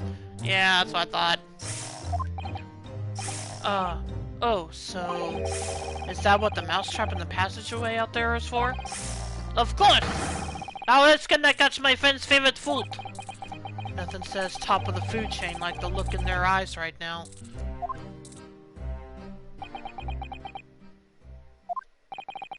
It refuses to drink milk, it can't hear a whistle, it can't climb a bell cord, and it's not even venomous. How the deuce are the Southern aft land a Stein roll?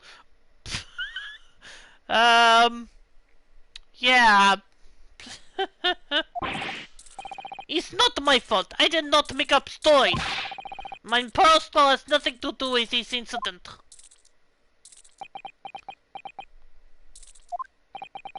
So that's what happened. That's the truth behind my best friend's tragic death. Really?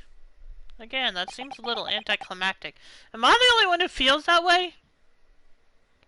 I mean, yeah, it's definitely tragic, but Anyway.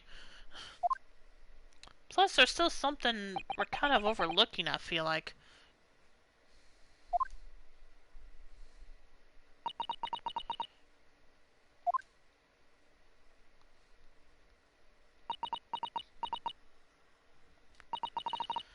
Miss Pavlova. I understand the difficult situation you found yourself in, and I do sympathize. But please remember this. A young man lost his life. If you're going to attempt to cover up your guilt with lies, then no matter what the circumstances, I cannot forgive you! But... What are you talking about, Miss Mikotoba? What lies? Miss Pavlova just confessed everything.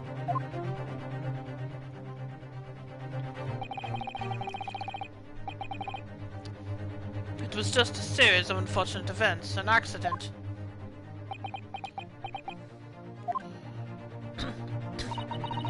I'm no great detective like Mr. Sholmes. I don't have a gift for knowing the truth. But even I can see that was not the truth. Don't you agree, Mr. Naruhodo? To be perfectly honest, yes. There's a discrepancy in Miss Pavlova's story, I'm sure of it. I just can't quite put my finger on it.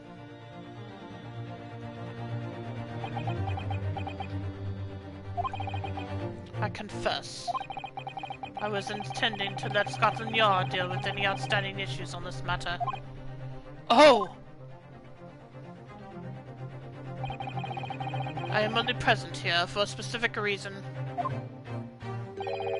The truth is, you, Mr. Naruhodo, are simply a distraction. A distraction? I do hope you've not been finding your shackles too uncomfortable.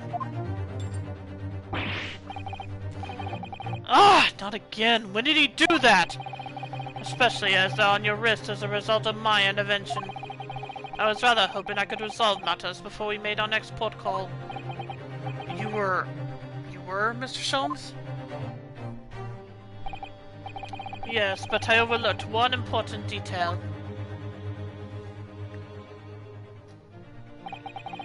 The deceased young man was a very close companion of yours. Was he not? Yes. Cosimo was my closest friend. I owed him my freedom, even.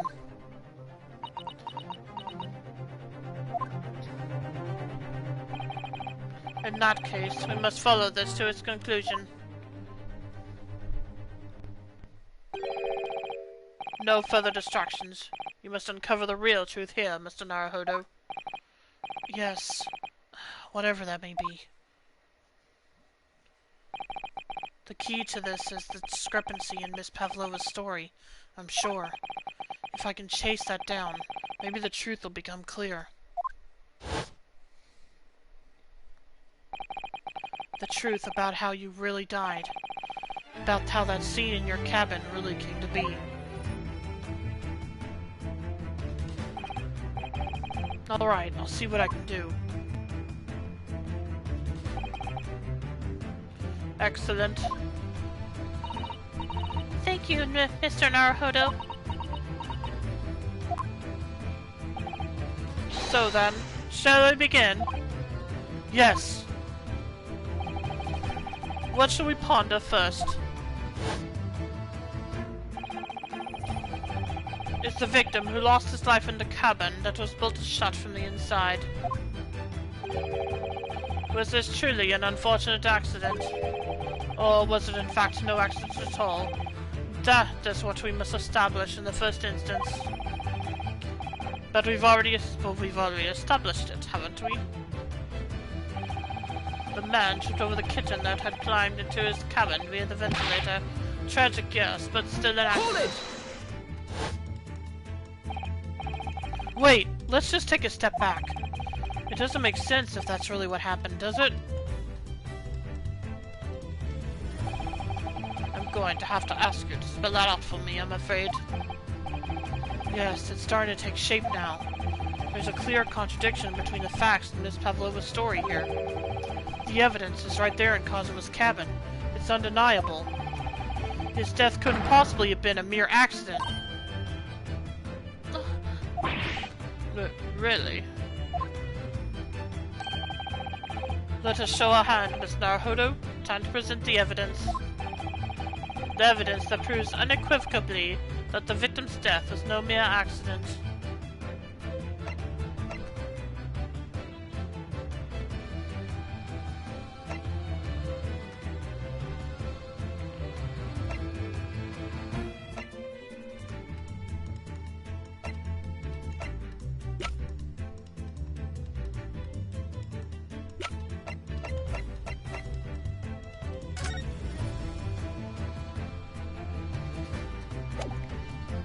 Is it this? Yes! The truth is clearly recorded in this photographic print. There's no way that Mr. Asogi could have left this message on the floor. That script, it's Russian, isn't it? Indeed it is. The word written means wardrobe. I see what you mean. Most people would leave a dying message in their native language. Japanese in this case. But maybe he was studying Russian. It is a simple language. He could have picked it up very fast. That doesn't seem likely. That's actually not the point. It makes no difference whether he knew Russian or not. Sorry, what do you mean?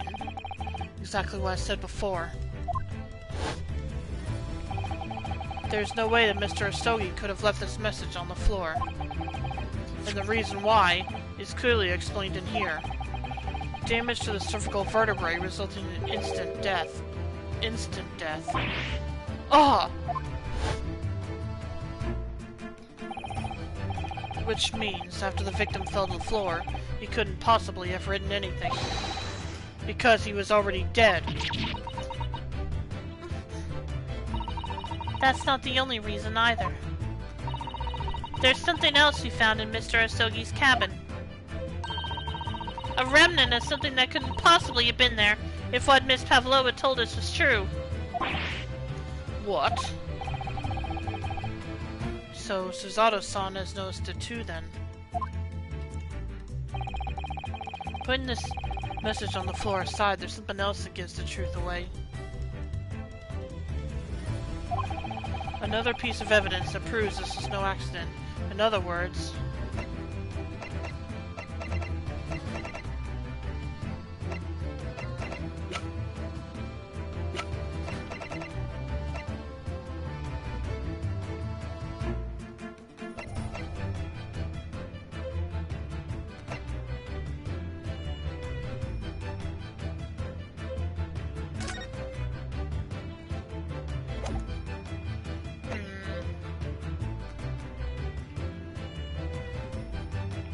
Another piece of evidence that proves this is no accident, in other words.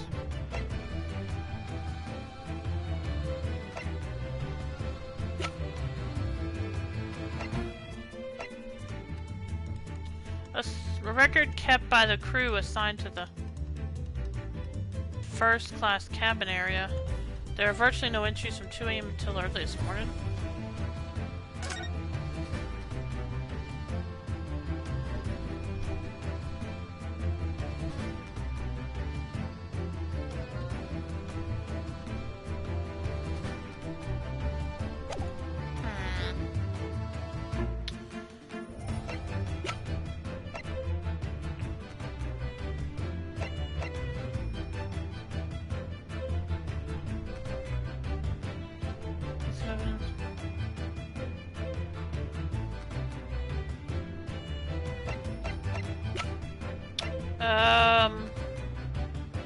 Well, I don't know, but this is all I can think of. Yes!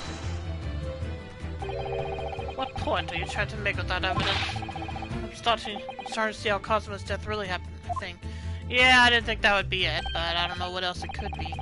I think that you're starting to see nothing of the sort, and that was the evidence to prove it. If there was no accident, then what we should be looking for is one of two things. Either the absence of something you would expect to find at the scene of an accident, or the presence of something you wouldn't. Most competently put, my dear madam. Ah, I see. I confess you're rather languid, I see. Doesn't fill me with confidence, Mr. Naruhodo. Don't worry, Mr. Naruhodo. I believe in you. Well, more than Mr. Shelms does, anyway.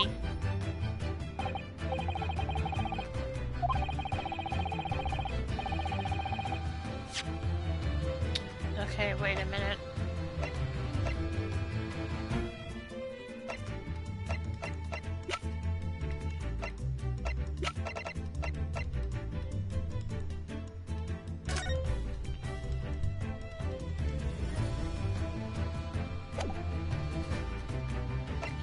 Well, I have no idea. Something that...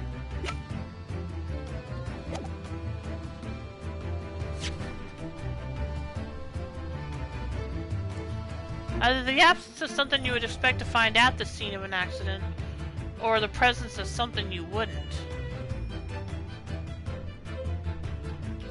Yeah, and I can't look at the whole... the whole crime scene again.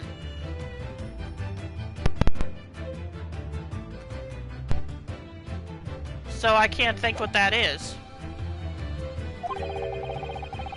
Here.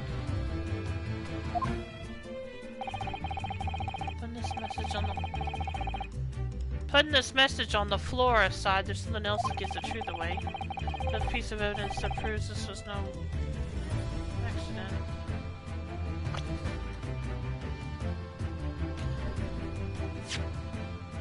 The evidence is right there in Cosmo's cabin, it's undeniable. Putting this message on the floor aside, there's something else that gives the truth away.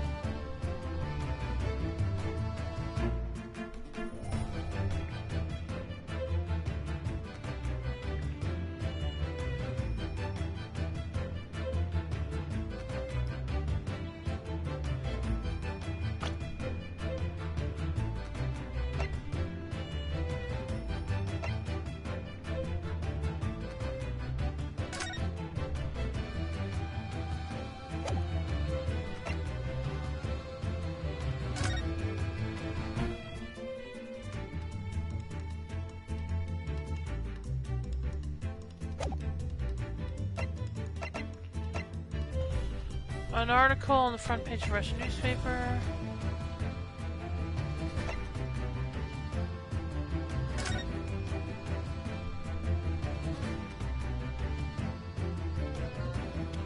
Sometime between 1 a.m. and a little past 2 a.m. Damage to the cervical vertebrae resulted in instant death. The victim's neck was almost certainly broken. Oh, as a result of a strong blow to the area. Yes! I'll see if this is right. Okay, nope, that's not it either. Well, I don't know then.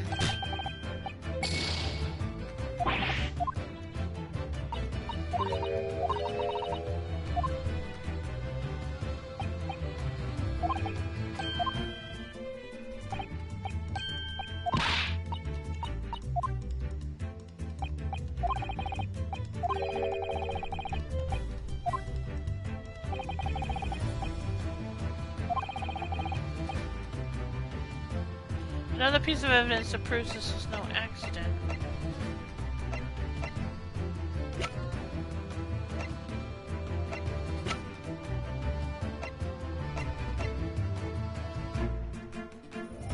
No, that was there. That's what I mean, I can't remember what the room looked like and it's not gonna let me see it.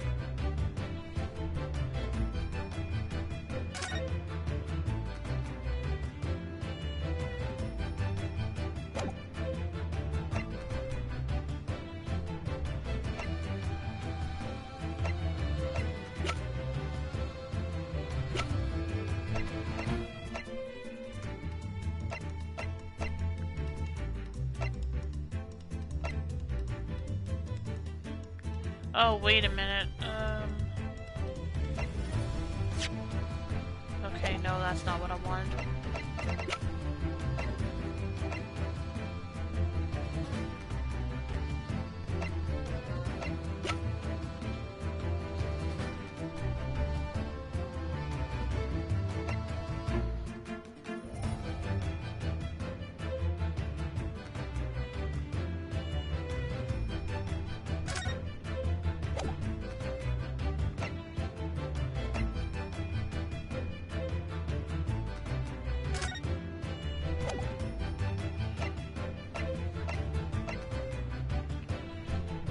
Well, I still have no idea. Because I've looked through all this and none of this, everything that would make sense to me doesn't.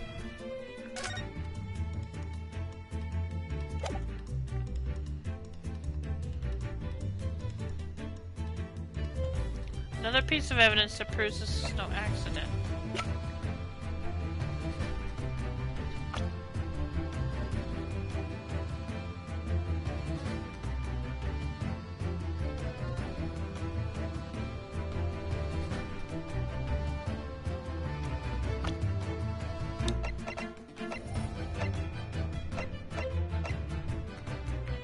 Again, I have no idea.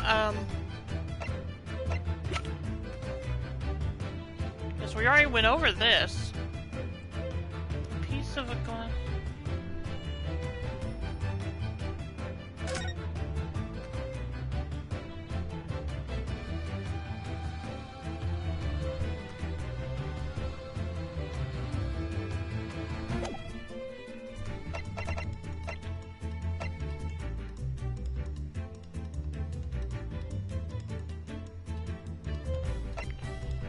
Yeah, I wish it would let me see the room again, because I can't remember what it looked like.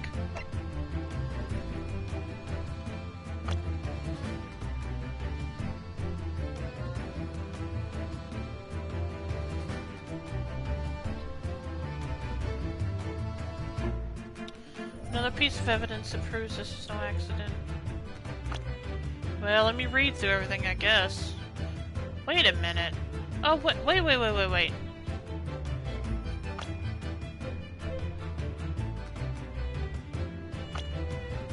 Proof that I'm a student at the Imperial Yume University. That's where I don't want to call out my uniform jacket. No, that wouldn't make sense.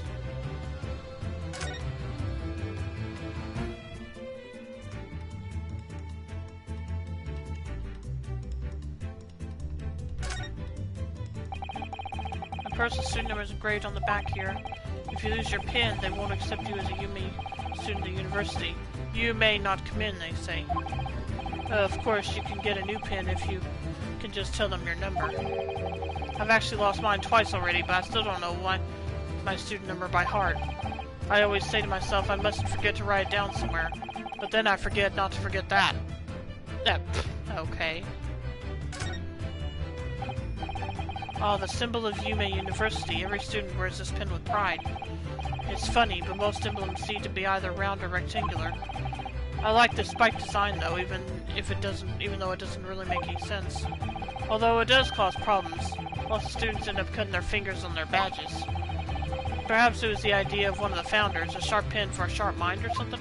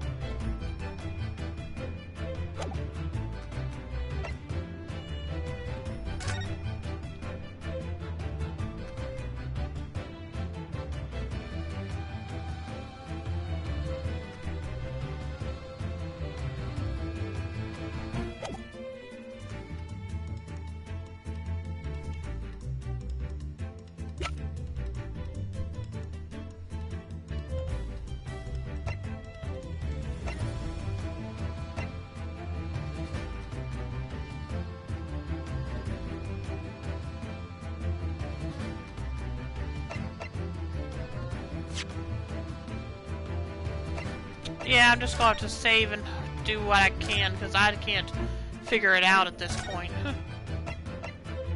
Nothing else stands out.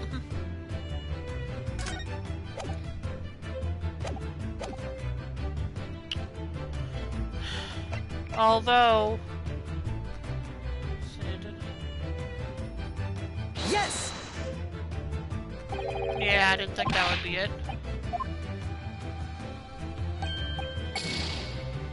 Like I said, I don't know what it is at this point. The absence of something you would expect to find a scene of an accident, or the presence of something you wouldn't.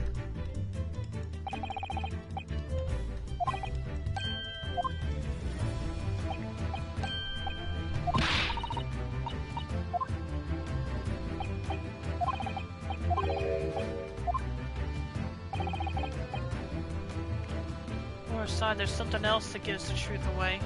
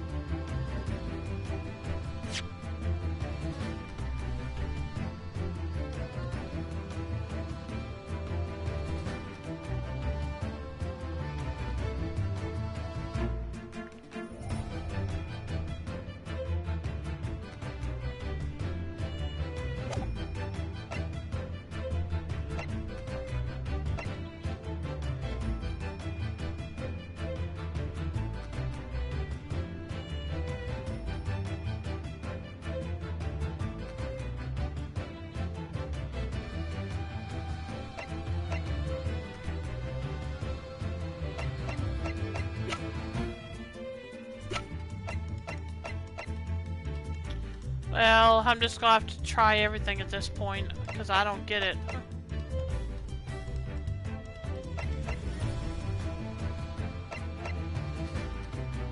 Did we find this at the... Is this at the crime scene? Yes!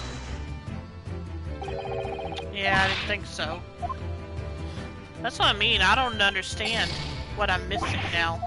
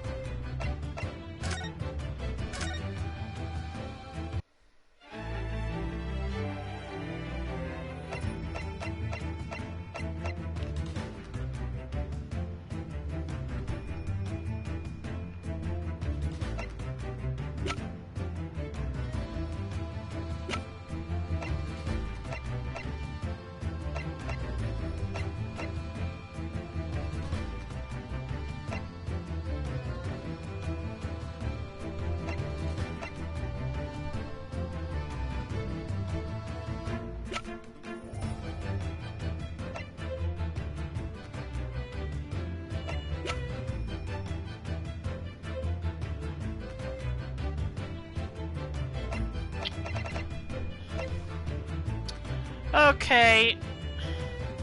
Did I try this already? I don't think I did, because I just felt it would be ridiculous, but what if it isn't?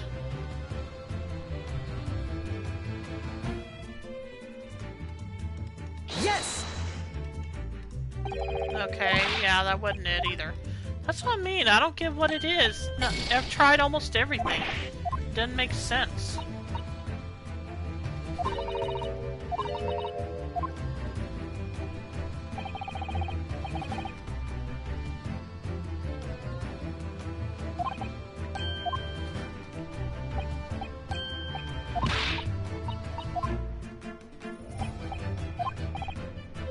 Clear contradiction between the facts and Ms. Pavlova's story here.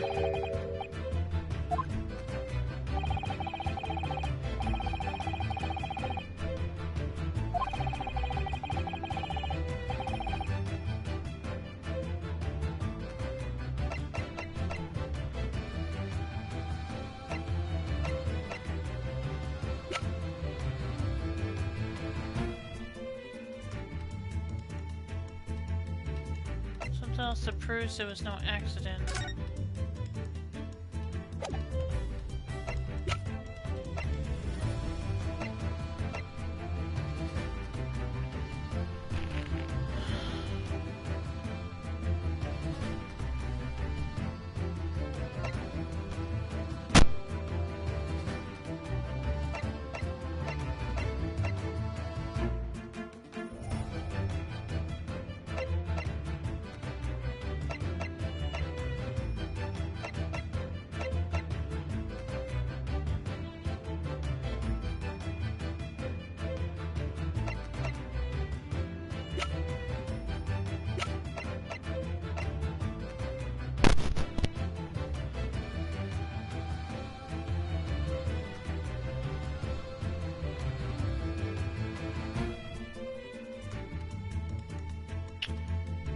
I doubt it's this either, but I'm running out of things to guess. Yes!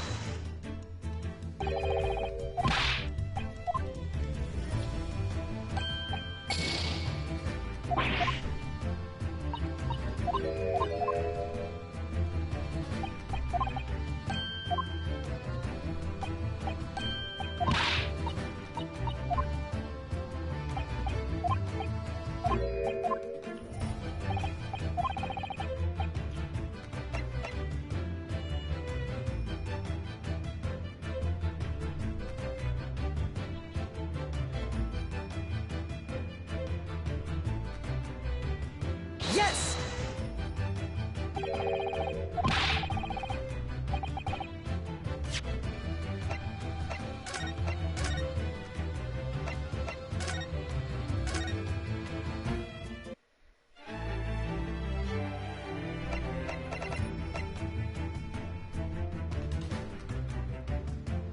Wait a minute. Could it be this? Yes! Okay. This piece of broken glass next to the mark on the floor. That's the bell! I was talking about the mark itself. But that's the glass bell the kitten had around its neck. We already know all about that. It was broken in half when the victim tripped over the cat and fell. Oh! That's to prove this... Okay, I think I understand now. Maybe. So we already have a satisfactory explanation. What's the flaw in that logic? Unfortunately, there's a very big flaw. A fatal flaw. What? That's really what happened. Then how did one half of the bell end up back here in this cabin? Oh, right. Yes, remember that we found the other half of the glass bell in that waste paper basket. Would you care to explain that, Miss Pavlova? Oh no. Both these pieces of evidence clearly point to the same conclusion. That when Mr. Asogi died last night in his cabin, there was someone else in the room. And that same person deliberately arranged the scene to disguise the truth.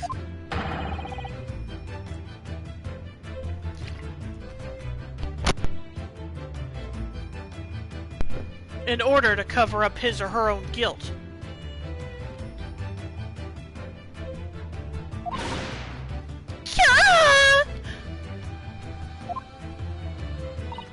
Yes, there was someone else present in Mr. Asogi's... You're wasting time! Someone else was there! Duh, of course, we know this! What are you talking about? Bulkhead was bolted shut from inside. There was no way in or out. Oh, yes.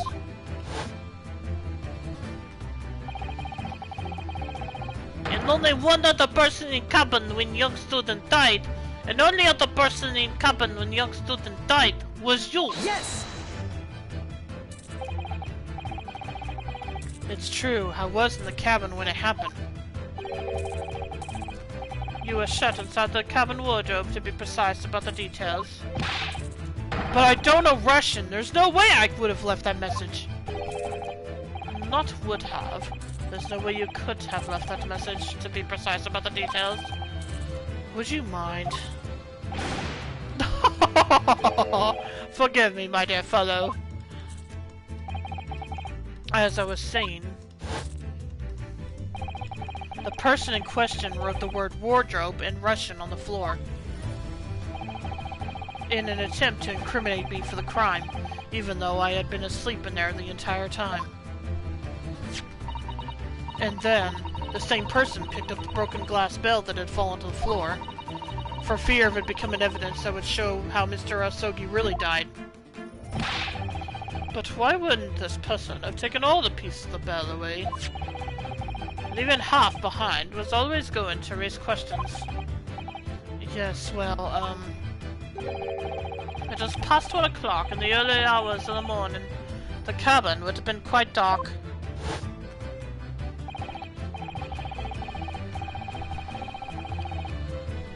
The single small lamp suspended from the ceiling would barely have cast any light onto the floor there. Little wonder then that the culprit failed to notice a fragment of the tiny item. You all suspect me, don't you?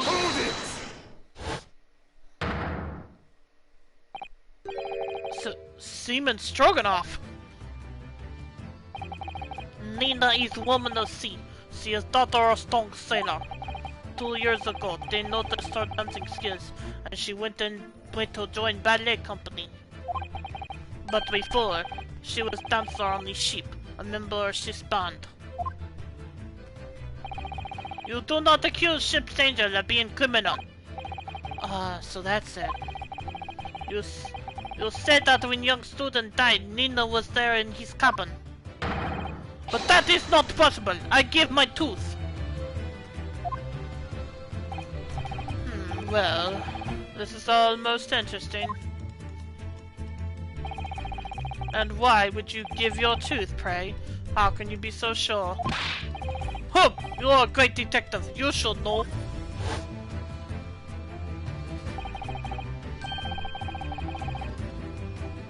Look to the ice. Cabin bulkhead was bolted shut from inside.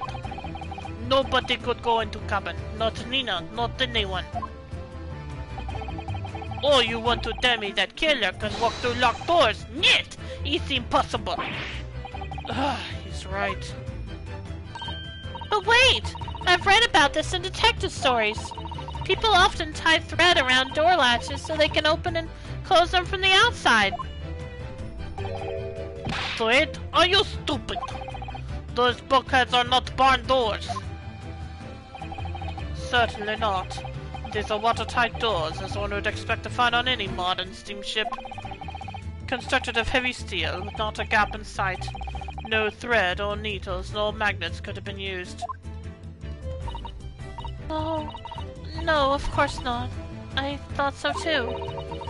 But Mr. Naruhodo suggested earlier, so... Cesaro-san, how could you shift it onto me like that?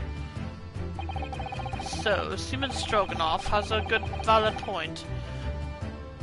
The cabin door couldn't have been bolted shut from the outside. Not necessarily. What? I put it to you that I could bolt this cabin door without laying a finger on it.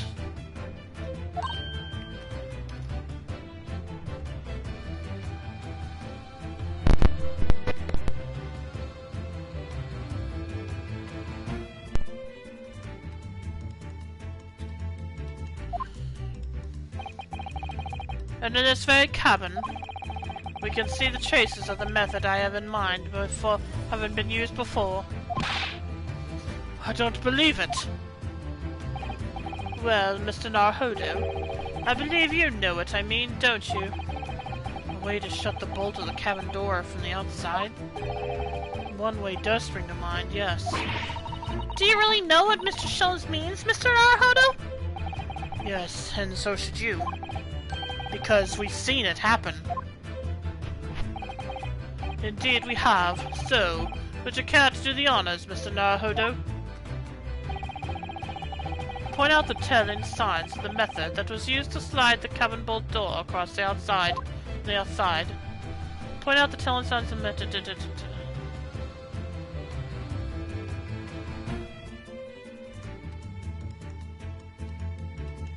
Yes!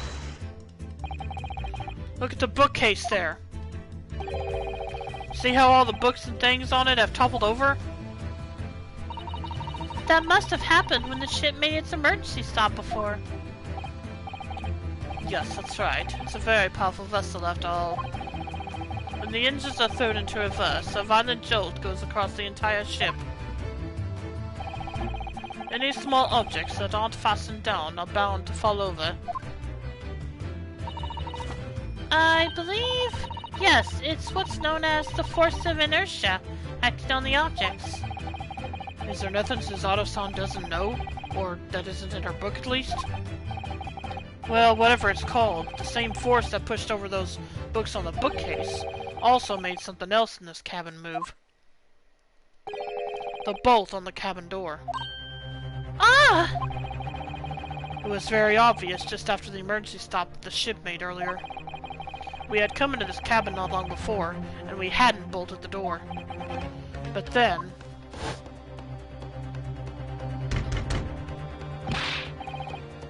Hello, is anybody in there? Shout if you need assistance. Oh, that sounds like... Hey, Reen. Welcome to the stream. I got a bit of bad news. Getting my new laptop isn't going to happen this month, so... if you want to hold off on getting Trails in the Sky, I'll understand. Because I don't know when I'll get it now, it's just a matter of when I can save up enough. I'm also trying to figure out how I'm going to get it. Yeah, you mentioned it in my chat. Yeah, but I hadn't told Reen yet.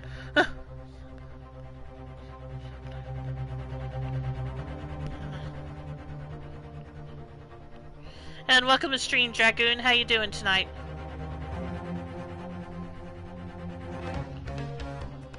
What happened? Basically it won't let me do the thing with monthly payments because it says I don't have enough credit experience, so yeah, that fell through. So like I said, somehow I'm just gonna have to save up enough for it. I still don't know how I'm gonna pay for it though, because what I have to do is what I wanted to do is try to use some prepaid cards to pay for it, but prepaid card only lets me have 500. I don't know if I can use more than one card on an order. I just don't know how that works. Because I never had to do it.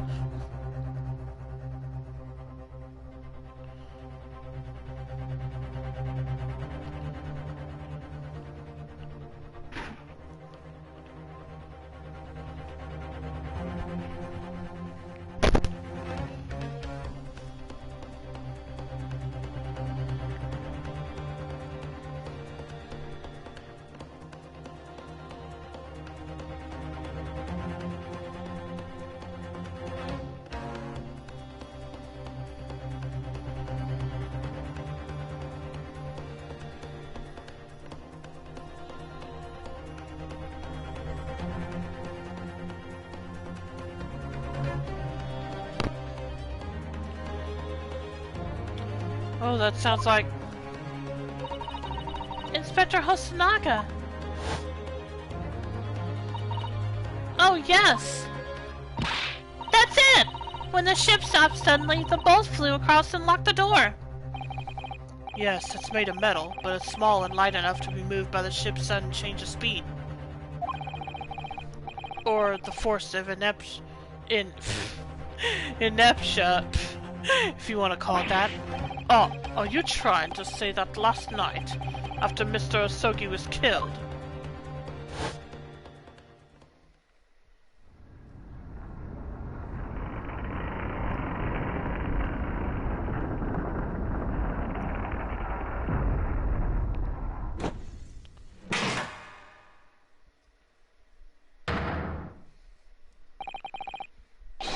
The SS Burya made another emergency stop.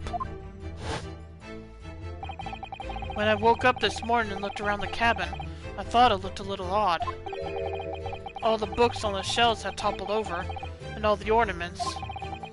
It was almost as if someone had run their hand across the shells and deliberately knocked everything over. Oh yes, I remember that. And I stood them all up again, didn't I? Then, when we came into this cabin, we were surprised to see the same thing in here. All the books and everything had toppled over, just like in Mr. Osoki's cabin. Oh my! Do you have anything to say about this, Miss Pavlova? Are you out of your mind? You say Boya made emergency stop? It does seem a little far-fetched. How could that possibly have happened? And that's just saying that the culprit is actually someone from the engine room. Oh, it is simple enough. Are you forgetting the button in the passageway outside used to trigger the emergency alarm? Oh yes, of course. There was a notice, wasn't there? Telling you to only press the button in times of emergency. On dark nights when the fog is dense, the captain cannot afford to rely on the eyes of his lookout alone. Hence the placement of a number of buttons around the vessel to allow any crewman to raise the alarm. The sort of button one is almost compelled to press to satisfy one's curiosity. Wait, it was you? When the button is pressed, two things happen in the interest of safety. The emergency alarm bell rings, and the vessel comes to a complete stop. As indeed it did a little earlier today.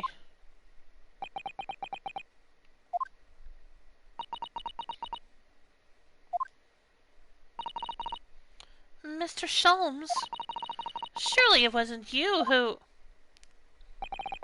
As I always say, a button has but one purpose in life. To be pressed, whatever the occasion. He sounds almost proud of himself. How dare you, Mr. Sheep! I report you to Captain. You are in much trouble now! Now, I'm sure all that can wait until later. Let us not overlook the fact that we have now learned a valuable lesson. When the vessel makes an emergency stop, the bolts on the cabin doors slide closed. So, what we must now consider... Yes, it all comes down to one thing now. Last night, after what happened to Mr. Hisogi, did this ship make an emergency stop, or did it not? You're idiots! Boya is a huge ship with many passengers. If we make emergency stop even in the middle of night, there would be chaos everywhere. What are your thoughts, Mr. Naruhodo? Well, it's certainly possible that some kind of emergency happened last night. We have evidence to support that idea. Really? What evidence, Mr. Naruhodo? Fascinating. Do show us, my good man. What evidence promotes the theory that some emergency gripped this vessel last night?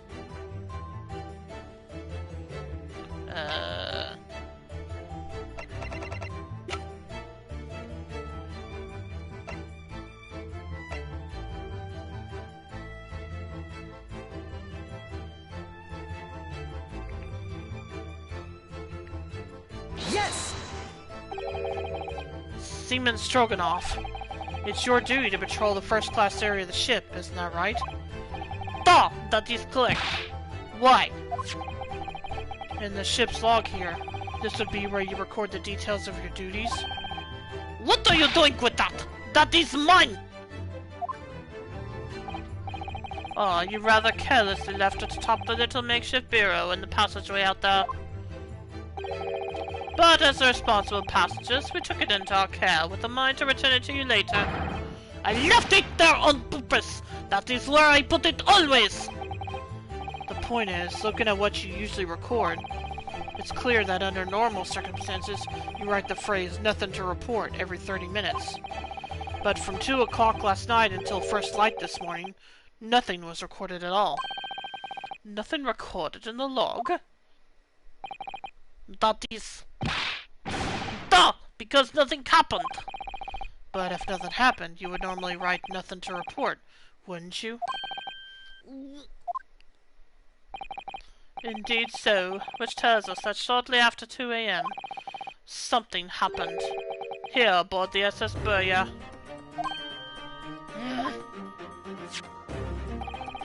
Something sufficiently significant to make you forget to fill in the ship's log, in fact. Are you suggesting that the ship really did make an emergency stop in the middle of the night? Stop looking gluppish!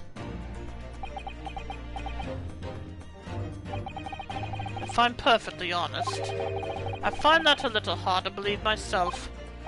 Oh, why? Well, because of something as major as an emergency stop really had happened. Surely all of us would have noticed. That's very true. Thanks to the emergency stop we experienced earlier, we all know what it feels like now. Dragon said, had a little nap, then made a 40-yard dash to the bathroom because of dinner. Oh, okay.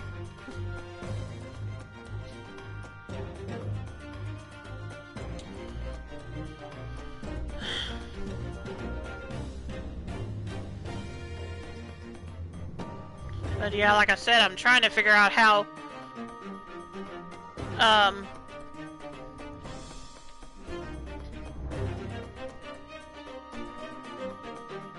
how I can use,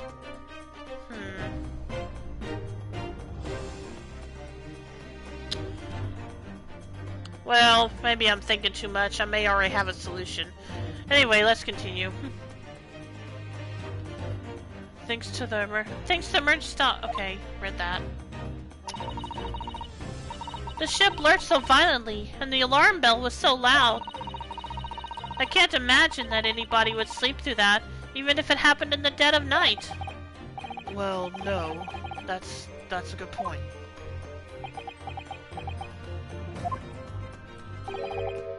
What of the throbbing? Yeah. Sorry, what do you mean? Your head, man. The throbbing of your head since this morning. We have all suffered with it. Ah! Oh yes, I have had a headache, you're right. In fact, I haven't been feeling myself since I woke up today. Nor have I! My head has been feeling heavy ever since dawn. Yes, you've all been afflicted, haven't you? Just as I suspected. He's right. My head's been throbbing today, too. And since eating dinner yesterday evening, everything has felt sort of hazy.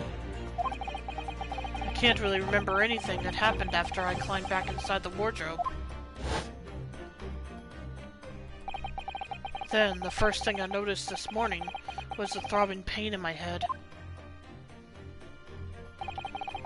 I had already been dragged out of the wardrobe and had those handcuffs put on me by that point. Why didn't I wake up when all that was happening to me?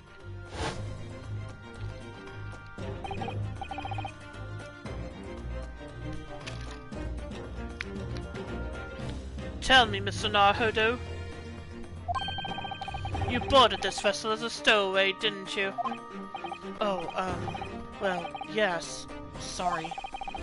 The stowaway class of accommodation doesn't usually include meals. What did you survive on? Oh, well, Cosimo looked after me. He was always happy to share his meals. So you enjoyed some of the whole roast chicken dish that was served yesterday evening, I take it? Yes, in fact, I had all of that. Cosimo wasn't fond of chicken. Oh, really? So the victim didn't eat any of the chicken at all? Is this going where I think it is? That's right, he didn't touch it. Is that relevant?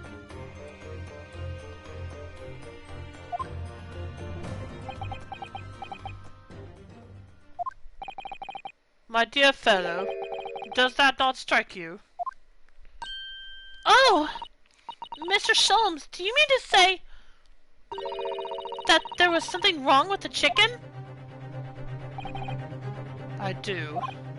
No! Really? Is that really true? The meal prepared for the passengers last night had been tampered with.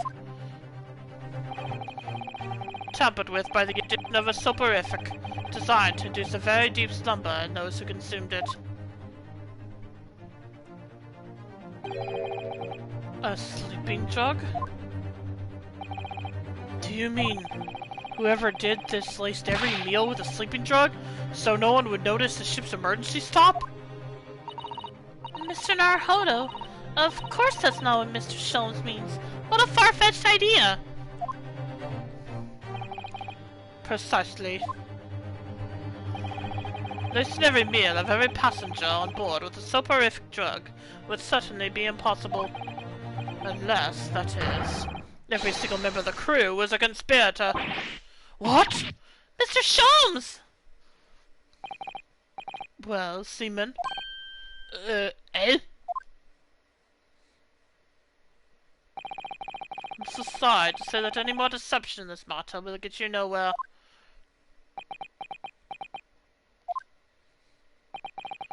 If you refuse to talk, there would have to be an inquiry made through the shipping company, of course. And were that to happen, every member of the crew and the captain himself would be hauled over the coals for aiding and abetting a renegade.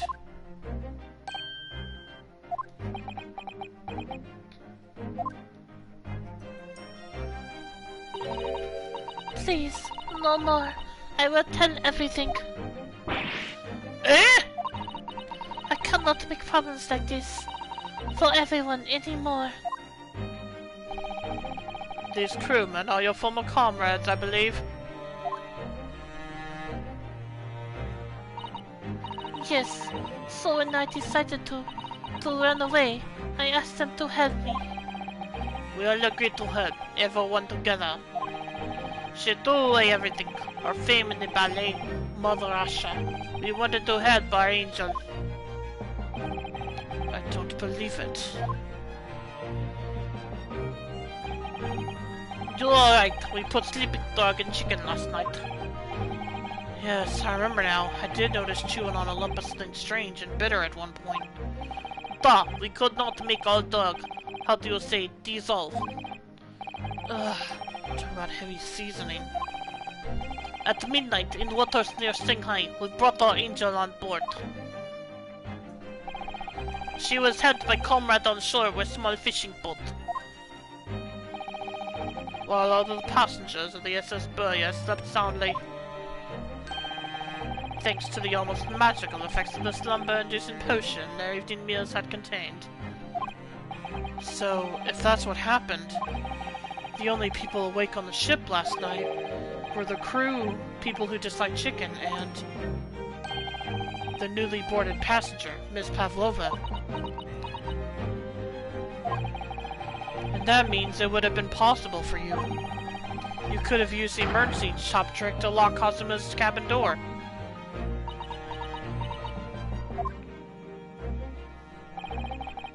But how does that make sense?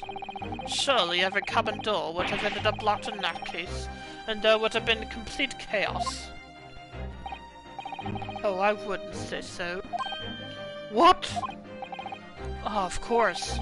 Just like us, all the other passengers would have eaten their evening meal of chicken in their cabins, after which they would have been overwhelmed by tiredness because of the sleeping drug.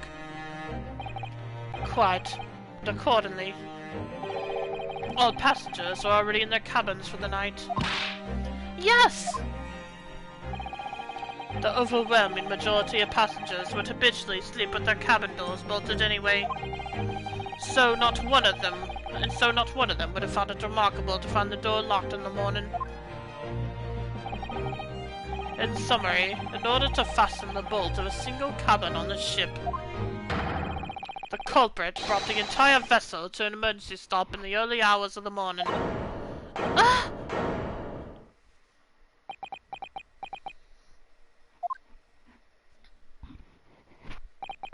You have talked a long time and said many things. What is point? The point is, what I said earlier. There was somebody else present on the scene when the victim lost his life last night. Someone who left a message in Russian on the floor in an attempt to incriminate another. Someone who tried desperately to hide the broken fragments of glass that would reveal the culprit's identity.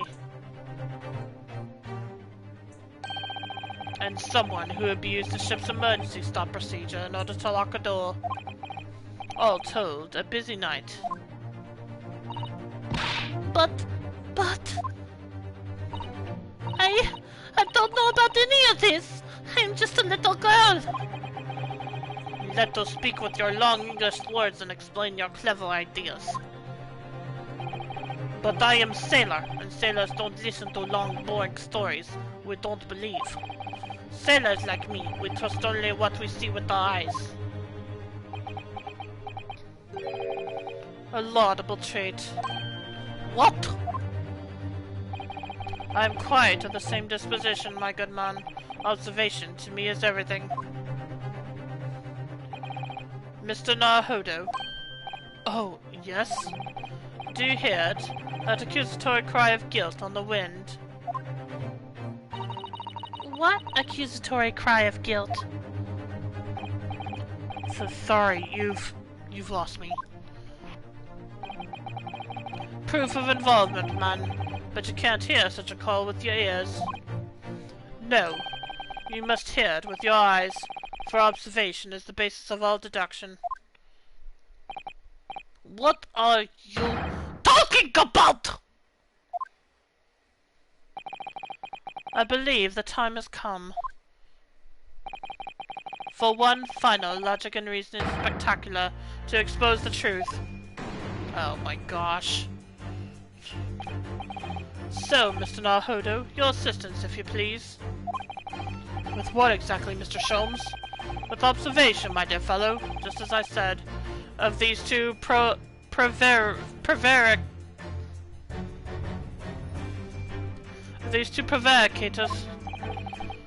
Observation?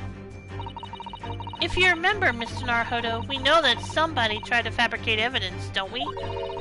By tampering with the scene of Mr. Asogi's death. What we're looking for is some trace of evidence that one of these two was there when it happened.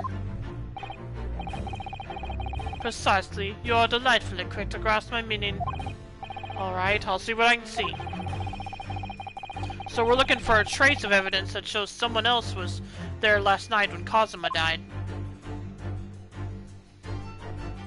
What suggests that someone else was there at the scene?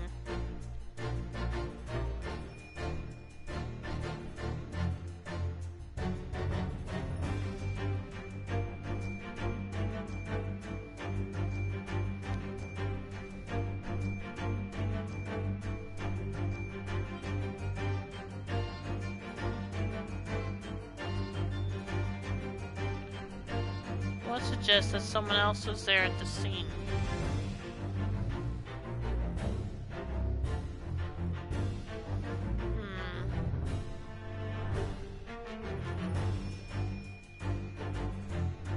The sailor's back? Okay.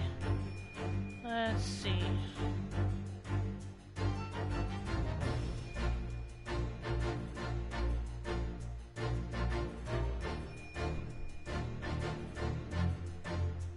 Oh!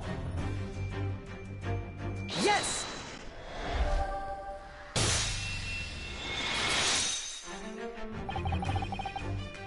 Seaman Stroganoff. You seem to have quite a large purple stain on the back of your white uniform there. Eh? Oh yes, I don't know where the dirt comes from. So, nothing in particular comes to mind about the stain. What are you trying to say? It would appear that the significance of the stain has escaped your attention, Seaman. Allow us to make it plain. It's a very large purple stain on the back of Seaman Stroganoff's uniform. And I think what made it is clear. Indeed it is. So, Mr. Naruhodo, present the evidence that proves it. My pleasure. Alright then, the evidence that proves what that stain on the back of Seaman Stroganoff's uniform really is. Yes! Crime scene photograph. Yes, it's this photograph, and the ink it shows. That's what caused the stain on your uniform. Ink. A rather unusual color of ink. Purple. Oh! Oh, the penny drops at last. Now you see the significance.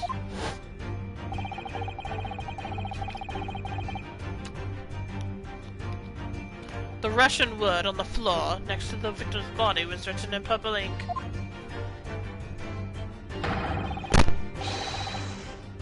And the stain on the back of your uniform is ink of exactly the same color. If the ink had been dry, it couldn't possibly have stained your uniform in that way. Which means you must have been present in the cabin in the moments immediately after the ink was spilled.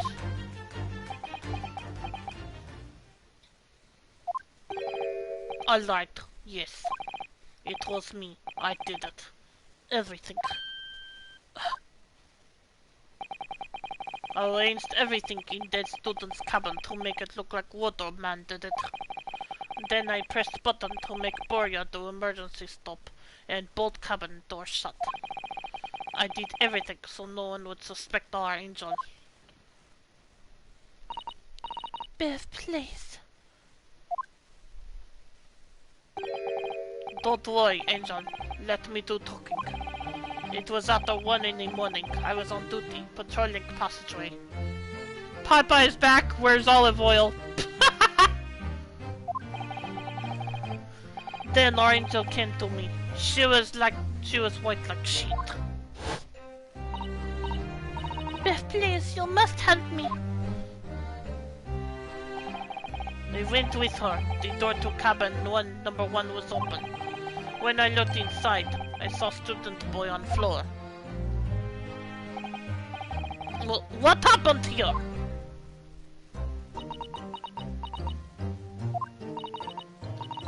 Please don't tell anyone. My little one, my little furry friend. Everything that happened in cabin is like Angel told you. The kitten escaped through the ventilator into Mr. Asogi's cabin. Oh, sorry, wrong voice. Then he tripped over it and broke his neck when he fell to the floor?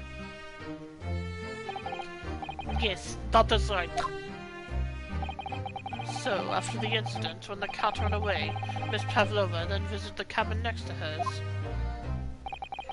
Only to find its occupant lying lifeless on the floor.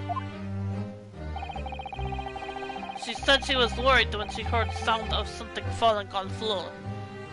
That's when she went to look. No, Angel?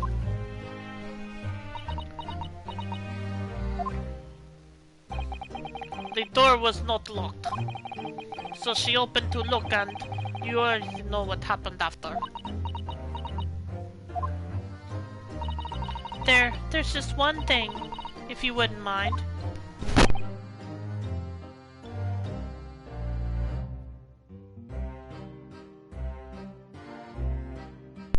What? When you went to Mr. Asogi's cabin, Miss Pavlova, was he already dead? Why? I already told you! When Nina opened doors to the cabin and looked inside, I was asking Miss Pavlova. Well, Miss Pavlova? Duh. Oh. Yes, that is right. I saw him. It was dark, and he was wearing black, but he was on the floor, not moving. I was scared.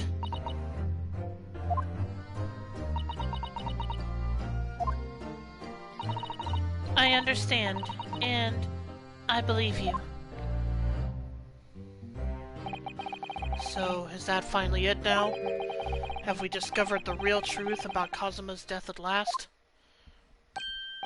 Ah, something very nearly slipped my mind.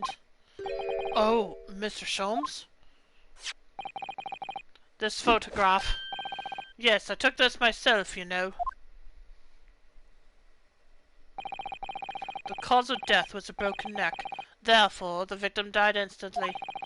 And the unfortunate incident that precipitated these events, a kitten on which the victim stumbled.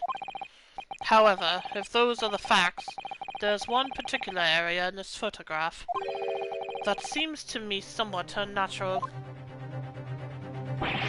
What do you mean, unnatural? What are your thoughts on the matter, Mr. Naruhodo? Oh, well... If Kazuma tripped and fell, and by some terrible stroke of luck, bad luck broke his neck, which part of this photographic print seems unnatural? Well, his hand, obviously. Yes! It must be here! Surely. Allow me to offer you a piece of advice regarding the pursuit of detection, my dear fellow. Well, okay, maybe I need to be more precise. When noting a crucial point, it can be helpful to keep your eyes open. They were open. And it can be equally helpful to use them. Sorry, I'll try that. I think it's plain what Mr. Sholmes means by unnatural, isn't it? The word written in a foreign language underneath his fingertips, surely. That particular crass detail was orchestrated by the culprit. No, I mean to identify another point. Oh, okay. Imagine, if you will, losing your footing yourself. Would you land as the victim has? What of your hands?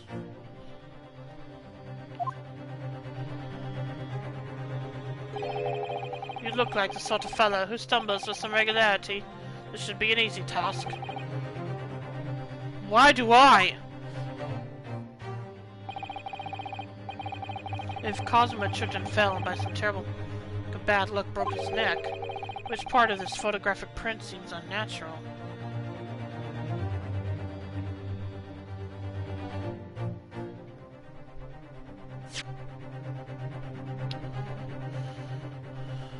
Imagine, if you will, losing your footing yourself. Would you land as the victim has? What of your hands?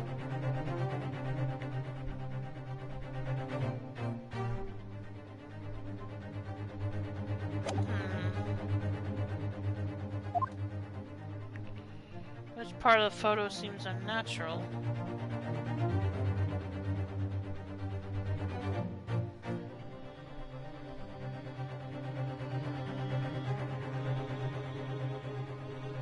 Yeah, I guess that's true. Yes! Alright, if you really fell due to an unfortunate accident, then this fist just doesn't seem quite right. The exact same thought occurred to me. In a fall, one's instinct is to open the palms flat. Yet here we see the victim with his left hand tightly balled into a fist. Almost, you might say, as though he were gripping something. What do you mean? Simply that I took the liberty of investigating the victim's fist a short while ago. You did? And what, pray, do you imagine I found there, my dear fellow? Mr. Sholmes, show us, please! Why, of course, my dear madam. Would I keep you in suspense? This is what I found. Oh! Oh! A crescent moon with a little gemstone in the middle? Yes, you're right, a crescent moon. It's very pretty, but what does it tell us? Humph, it tells us nothing. I'm not so sure. That crescent moon looks familiar somehow. I'm sure I've seen it somewhere before. Observation, Mr. Naruhodo. That is the key. What? The truth is now tantalizingly close. How did that crescent moon come to be in Kazuma's clenched fist? This is the final clue, the last piece of the puzzle. Ask yourself, what does this little crescent moon mean? What significance has it? And observe, find the answer with your own eyes.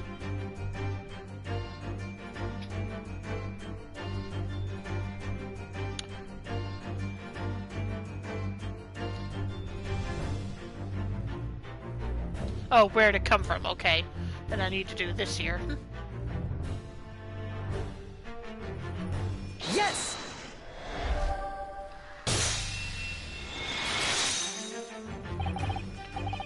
Miss Pavlova, I noticed that on your ear. Even though you have a metal earring, the decorative part of it seems to be missing. That little link holding it on must have broken, I suppose. Eh, what? But looking at your other ear, I noticed a crescent moon. Oh! I don't believe it!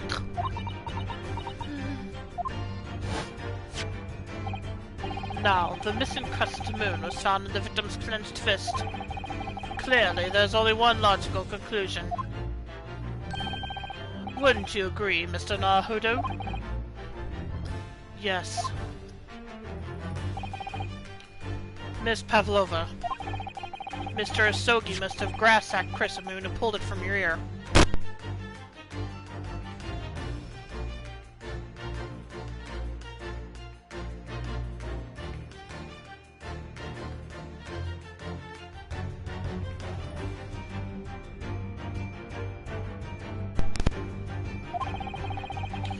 Perhaps just moments before he fell to the floor.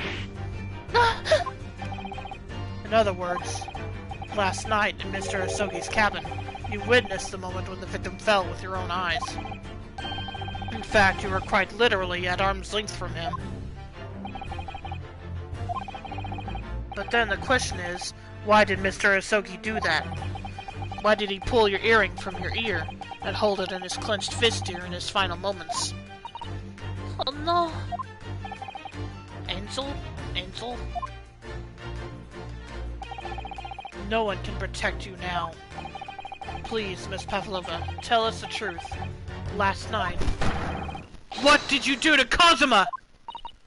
Ah! Ah! Okay, I don't know what that word was.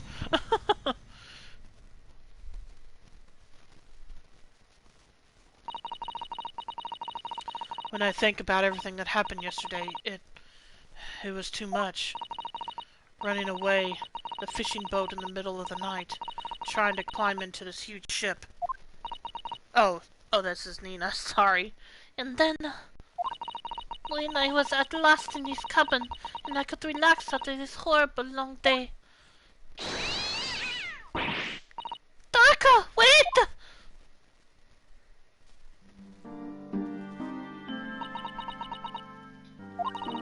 I couldn't believe it when she disappeared through the ventilator. I tried to call her with a little whistle. I tried waving her favorite toy, but nothing worked. Darko would not come back.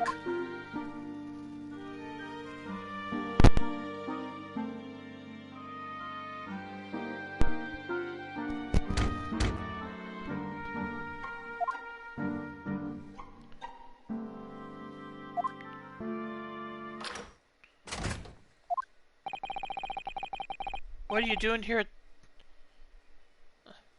What are you doing here this time of night, Inspector?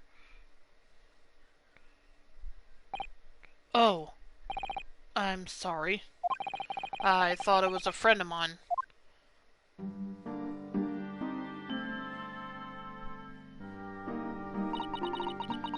The young man from your country, he was very polite and kind. He helped me to find Daka, and he promised not to tell anyone. But then, when I had my friend in my arms again, and I was going to leave the man's cabin... Just a moment. Sorry, but...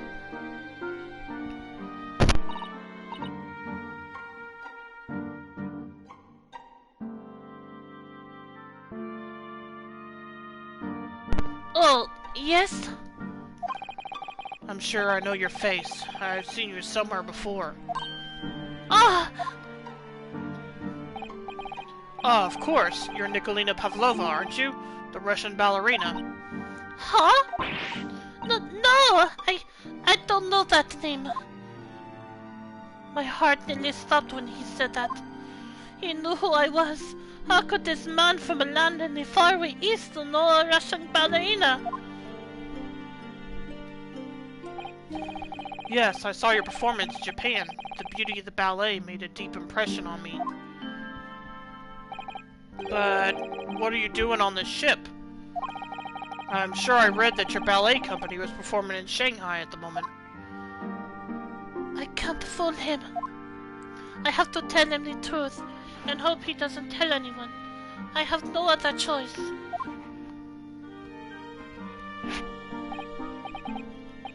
I see. So you've run away.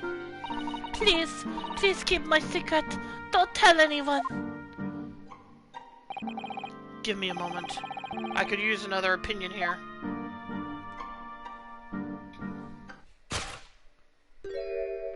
He's going to put that court.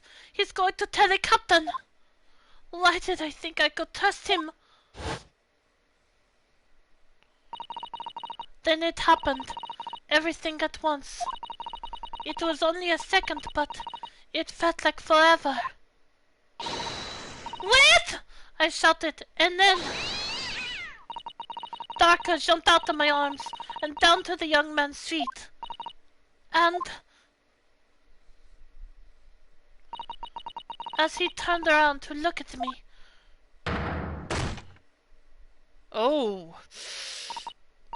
I pushed him. I don't even know why. I don't know why I did it. I was just so scared. And I had to stop him from telling anyone about me.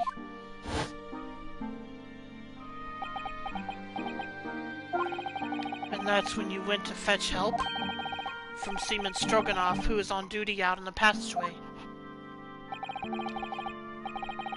I heard Nina cry out and thud on the floor, so I ran to her. She was standing at cabin door, shaking like leaf. She looked at me and said, "Help me, Beef. If they find out, I will be... Please, I have nowhere to go." So you decided to help. And that's when you arranged things in Cosmo's cabin to make it look like I did it. So that no one would suspect the passenger in the cabin next door? Yes. I went into cabin and I looked around to make sure there was nothing to show Nina was there. And when I found Stowaway in wardrobe, still sleeping. Right. That's when he found me. So you worked out a plan to lay the blame on the Stowaway. I closed wardrobe doors and put back strange paper sign. Luckily for me, that's the only reason Susato-san started to believe me when I said I was innocent. I dragged young man's body to good place and used ink that was spilling to write on floor. I wrote, so... Yeah, I don't know how to say that word. So that person who found him would look inside the wardrobe and find Stowaway. And tell me, what of the glass bell? It was by my feet, so I picked it up. I see. But it was dark in the cabin. I didn't notice the other half. Then Angel went back to her cabin, and I finished job. By pressing the emergency alarm button in the passageway? Yes. Accordingly, the SS Burya did indeed come to an emergency halt at a little after 2 a.m. thus enticing the bolt on the cabin door to slide shut, creating a locked room mystery.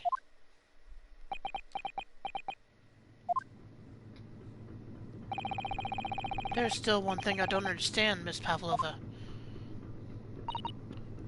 What? Well, you said you told Kazuma about the fact that you'd run away from your homeland.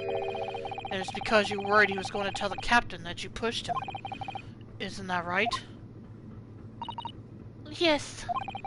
But even if he had pulled the bell cord and called for the captain of the ship, aren't you friends with every member of the crew? Why would that have been a problem? It was what he said first that made me scared. What he said first? What are you doing here at this time of night, Inspector? Oh.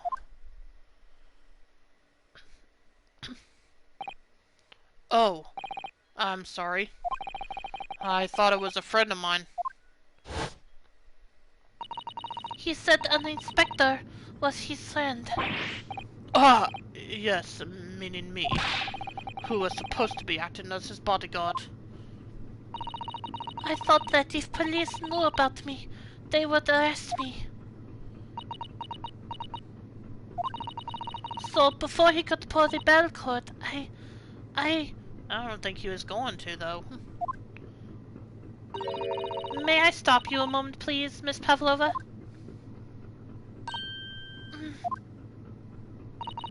It just doesn't seem to make sense. I mean, was Mr. Asogi really going to pull the bell cord? I don't know. Yeah, I don't think he was. What? What do you think, Mr. Naruhodo? Well, I'm not Kazuma, so I can't know for certain, but he was a man of his word. If he told you he wouldn't give your secret away, then he wouldn't have done it. No, he was walking over to it. He was going to pull the cord. He was going to make them send me back.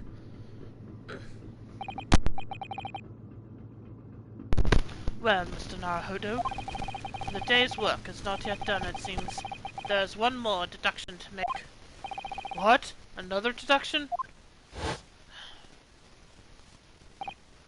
Yes, what action was the victim really about to take at that moment? Can we determine whether the young man's gaze is directed?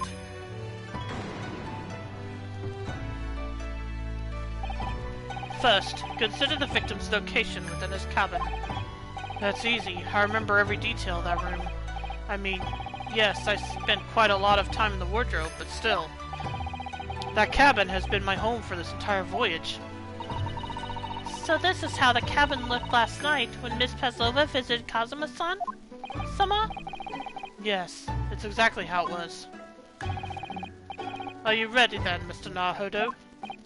Yes. If there's one thing I've learned today, it's that a simple gaze can reveal all manners of truths. And not only that, in order to draw the right conclusion, you can't afford to be out by even a little bit when you're following the gaze to where it lands. So, when he turned away from Miss Pavlova, what exactly was Kazuma looking at? Well, that's easy. The wardrobe. My wardrobe. I was in there at the time, of course, sleeping soundly. Too soundly. If only I hadn't eaten that chicken that was laced with a sleeping drug. If only he'd woken me up, then maybe this tragedy would never have happened.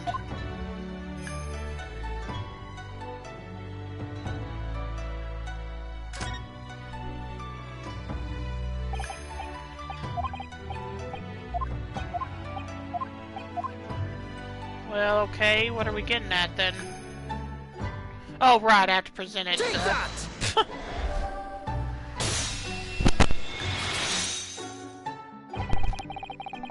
Considering everything that had happened last night, certainly it may have looked as though Kazuma was going to ring the bell cord. Yes, however...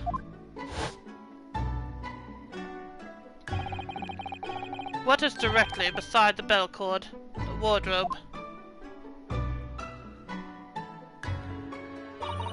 The wardrobe? And more importantly, what was inside the wardrobe?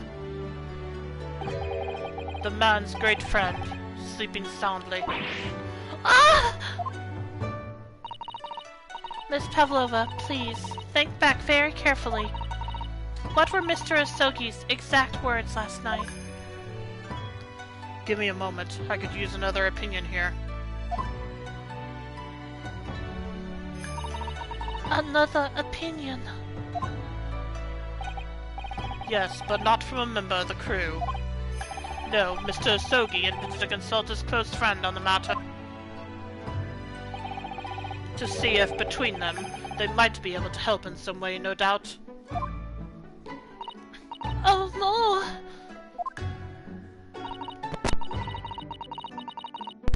Sadly, we can't know the truth for certain now. It's too late for that. But I wish you had made sure of what Mr. Asogi was looking at. Things may have ended very differently if you had.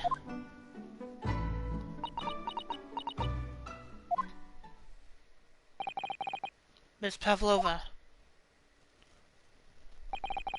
I want to thank you for finally admitting the truth. But, unfortunately, the truth is, a man lost his life because of what you did, and that will never change. I hope you'll never forget that. I'm sorry. Really, I'm so sorry.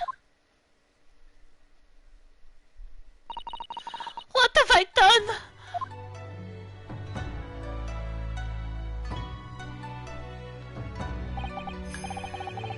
And so, at long last, the mystery surrounding the tragic accident on the SS Burya was finally laid to rest.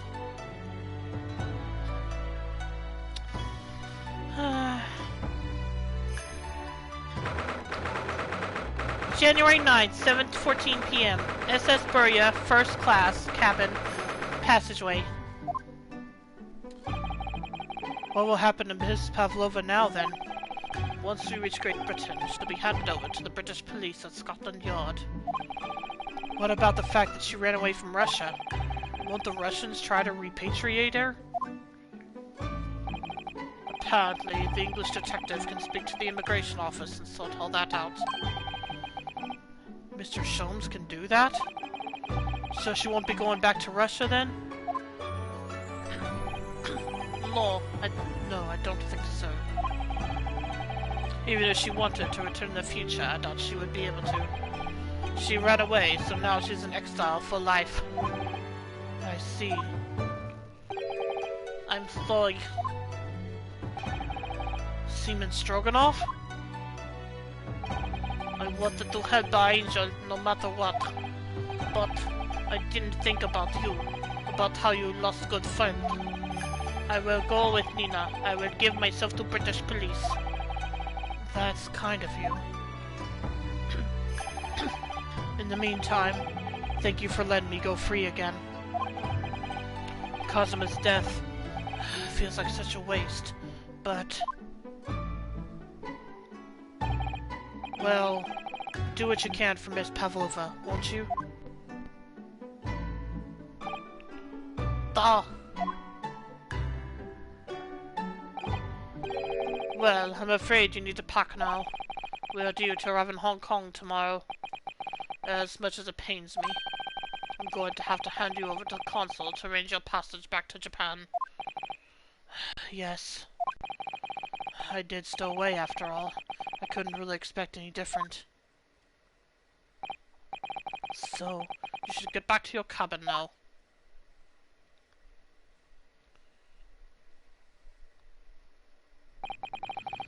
It looks like my study tour to Great Britain is over before it's even begun, then. To think that only days ago, Kazuma and I were laughing together about how we'd tear up the streets of London. That seems like a distant memory now. Oh, what's that? Is it someone weeping? Oh. Susato-san?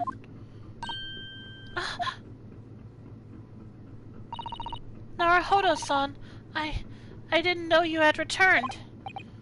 Oh, well, I haven't been back long.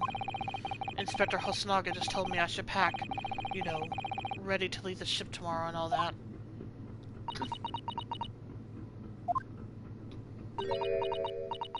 Oh.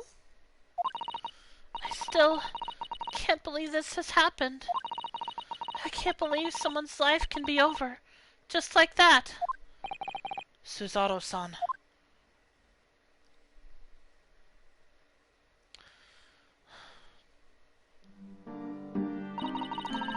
He had such grand ideas for this visit to Great Britain.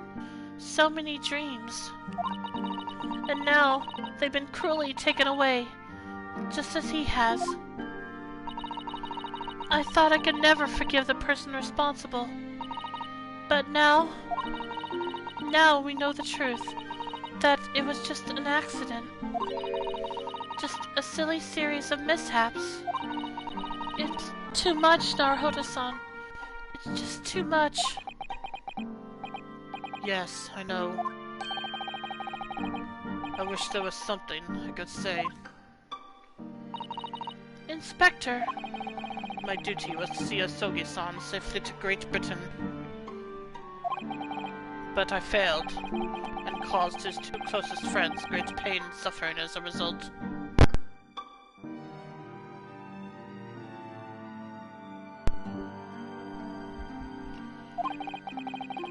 I've let everyone down. And I will do anything to make up for my terrible blunder. Nobody blames you, Inspector.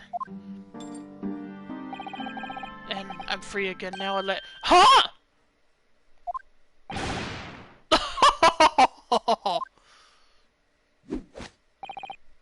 Surprised, Mr. Naruhodo?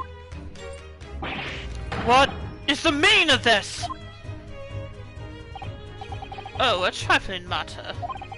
Simply that in my head, I think I shall always picture you wearing those shackles. Without them, the balance seems all wrong. It's distracting. Sorry? So, I decided to restore them. For old time's sake, shall we say. You are a stowaway, after all. He thinks this is funny?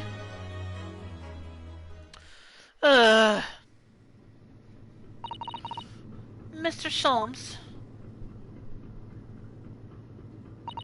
We do appreciate all your assistance. I'd like to thank you from the bottom of my heart. Not at all, not at all. And although it's a little late, may I offer my sincere condolences.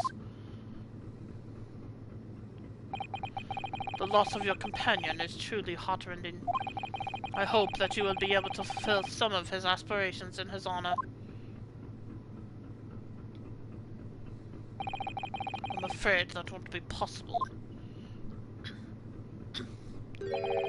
We shall be disembarking at the next port in Hong Kong. We have to return to Japan and make a full report about everything that's happened. What? Wait a minute! It's just me that has to go back, isn't it? I mean, I was the stowaway!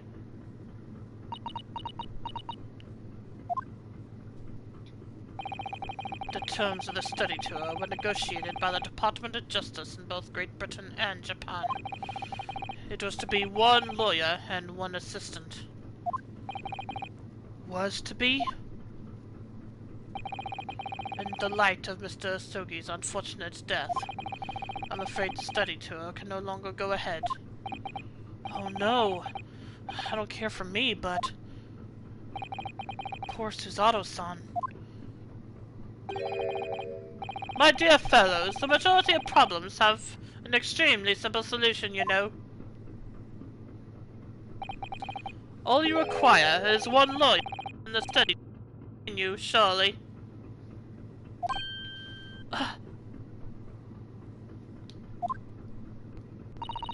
But there is no one else with the necessary qualifications, Mr. Sholmes.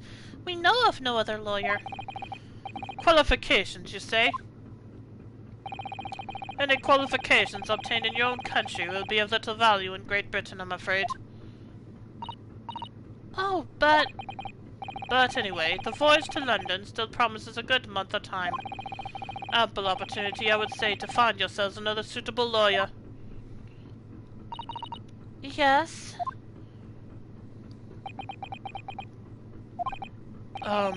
Miss Susato? Yes? Do you think perhaps I might be able to do it? Ah! But you are not a lawyer, Mr. Naruhodo. Oh, unless... Are you studying law? No, I'm not, but... I'm sorry. In that case, I don't think there's even a chance I could work. But as I said, there's still more than a month before we reach England's shores. Isn't that right, Mr. Naruhodo? Yes, I have a month in which to study, to learn what I must to become a lawyer in Great Britain. Mr. Naruhodo. That's ridiculous. Are you seriously suggesting anybody could learn all of that in just 40 days? There's only one way to find out. I would work my fingers to the bone, Inspector, every single day. Will you let me try? And if, by the time we reach Great Britain, I haven't learned enough to be recognized as a lawyer, I'll take whatever punishment is deemed appropriate. But why put yourself in such a difficult position? For Kazuma. He said that there was something he had to do in Great Britain, and that he would sacrifice anything to make it happen. He was passionate about it. I can't let all that passion just come to nothing. And anyway, it's for my own benefit too.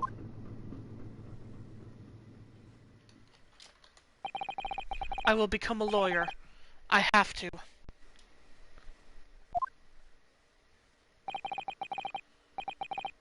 What do you say, Miss Susato?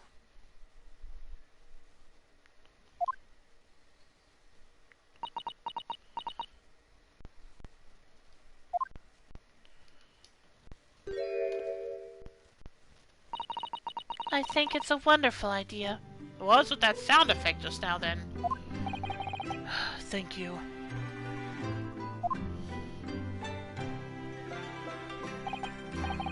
So, what does our bespectacled inspector friend say? Are you serious? One lawyer and one assistant. The numbers are indisputable. No, no, no! It's madness! Yet fascinating, wouldn't you agree? Fascinating? The duty and rules are the dull routine of existence that we all abhor. Give us interest, give us fascination. Speak for yourself! Besides, qualifications are no measure of a man. What matters is his character. No?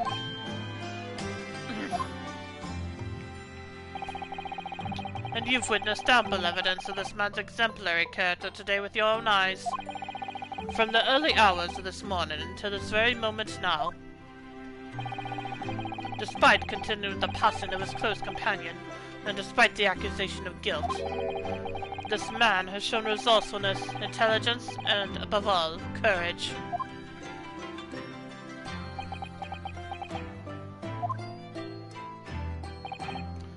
Very well. I'll think of a clever way to word my report to the Department of Justice. Inspector! After all, I did just make a promise, didn't I? I said that I'd do anything at all to make up for my shortcomings here. Oh, thank you, Inspector! If you'll excuse me, I must pay a visit to the captain's quarters, I think.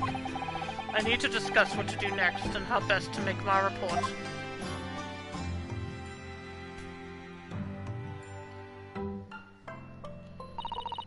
Are you really prepared to attempt this, Mr. Naruhodo? Yes, I'm going to try.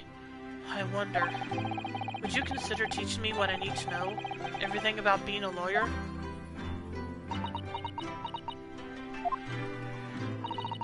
I would be delighted to help you. I am a judicial assistant, after all. Thank you. And Mr. Naruhodo? I'd like you to take charge of this. What? Me? Are you sure? I'm sure it's what Kazuma-sama would have wanted. Its name is Karuma. It's a great sword that's been in the Yasogi clan for generations.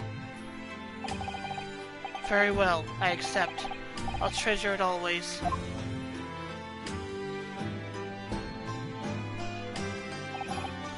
So then, Mr. Sato, it seems we'll be working together for some time to come yet.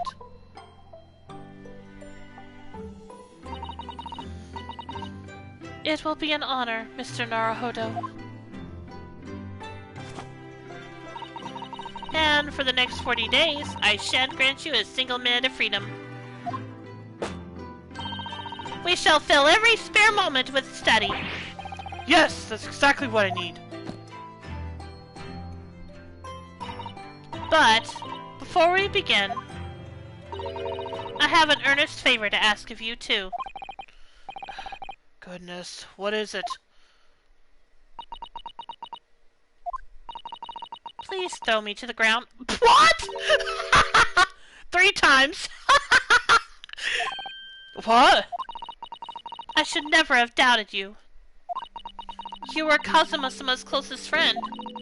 Of course you would never have done anything to hurt him. That should have been obvious to me from the start. But I allowed suspicion to get the better of me. And no matter how upset I was feeling, it was completely unforgivable behavior. No, you were in shock.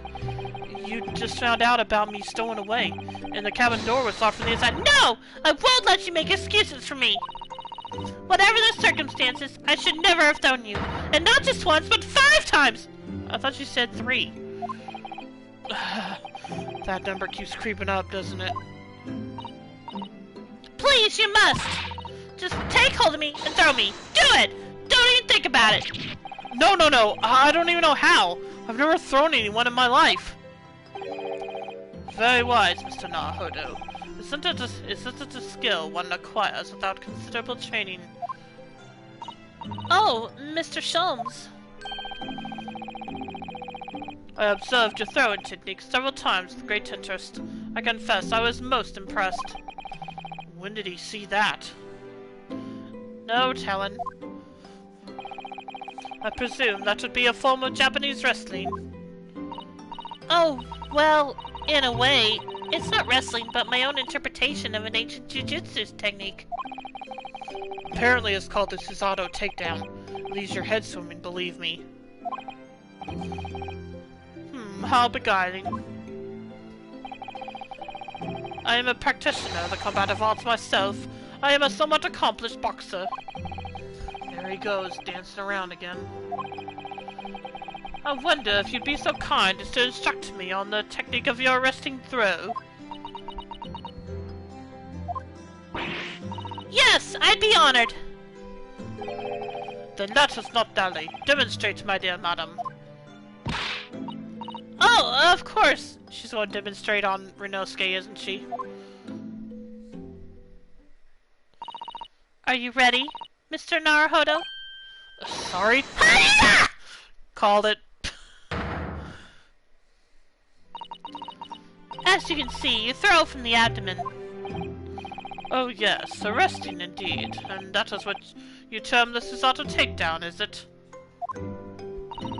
Actually, no. That was a Susato squash. Oh gosh. In my groggy state of consciousness, a scene from an evening recently spent with Kazuma flickered into my mind.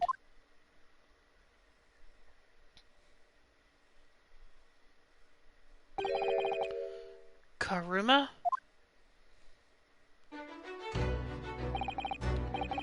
That's right, it's a prized sword that's been passed down through generations of the Asogi clan. I can't believe you managed to get permission to bring it with you. I mean, taking a katana on a study tour is more than a little irregular, surely.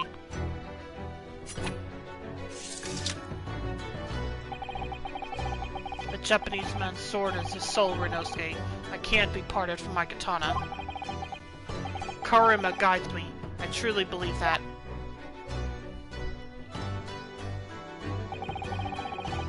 So, its name compels its wielder to slice evil in two? Not that you would need much compelling. On that subject, there's something very important that I have to do in Great Britain. And I'll sacrifice anything to make it happen. I'd appreciate you seeing it through with me. Of course I will. Whatever it is, I'll see it through to the end with you. I knew you wouldn't let me down.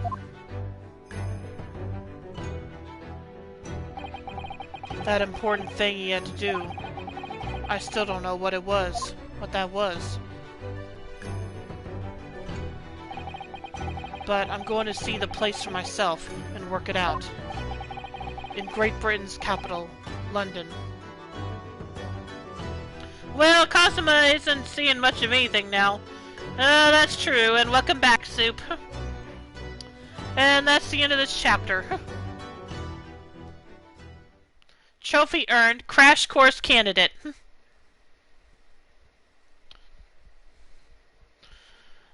For completion of episode 2 of the Great Ace Attorney Adventures from its opening chapter.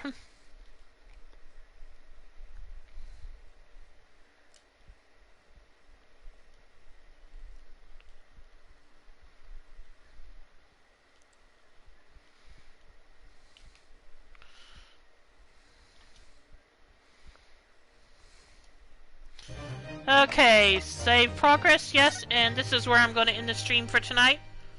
Yes it is.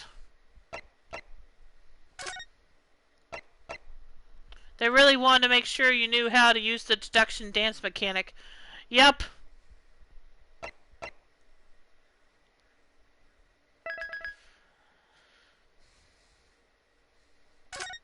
Okay, like I said, this is where I'm in the stream for tonight. And so I hope you all enjoyed it, as always, based on this chapter alone.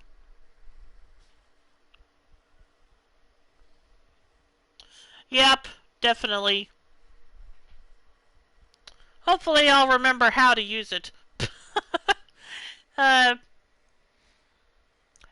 yeah, anyway, as I was saying, this is where I'm in the stream for tonight, so I hope you all enjoyed it. I am uncertain if Herlock is as dumb/smart as he appears.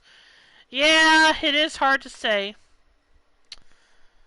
But yeah, again, I hope you enjoyed tonight's stream. As always, you can follow my YouTube channel link below to see my past streams, as well as my Twitter account to be notified when I go live or for other announcements. And if you stick around, I will be dropping a host. Let's see who we're going to host tonight. And yeah, sorry I'm in it just as you got back, Soup. But this is when I ended the chapter, so.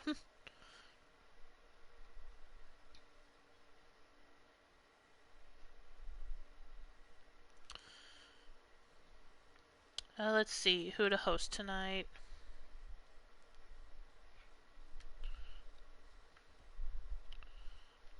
No worries, alright. Yeah, at least I'll be doing a normal stream tomorrow night. A normal length one, rather. But yeah, I am enjoying this game so far. And I hope I did mess up at one. I did have trouble figuring stuff out at one point, but so hopefully I get better at that, but I probably won't. Anyway, let's see. Let's go ahead and host Dai Sensei, who is playing Kingdom Hearts. Well, he's playing Kingdom Hearts series. I don't know which game at the moment. But it's HD 1.5 and 2.5 remix, so somewhere in there. Anyway, I hope you'll stick around for that, and I hope you all have a great night. I will see you tomorrow. Take care, everyone. Bye.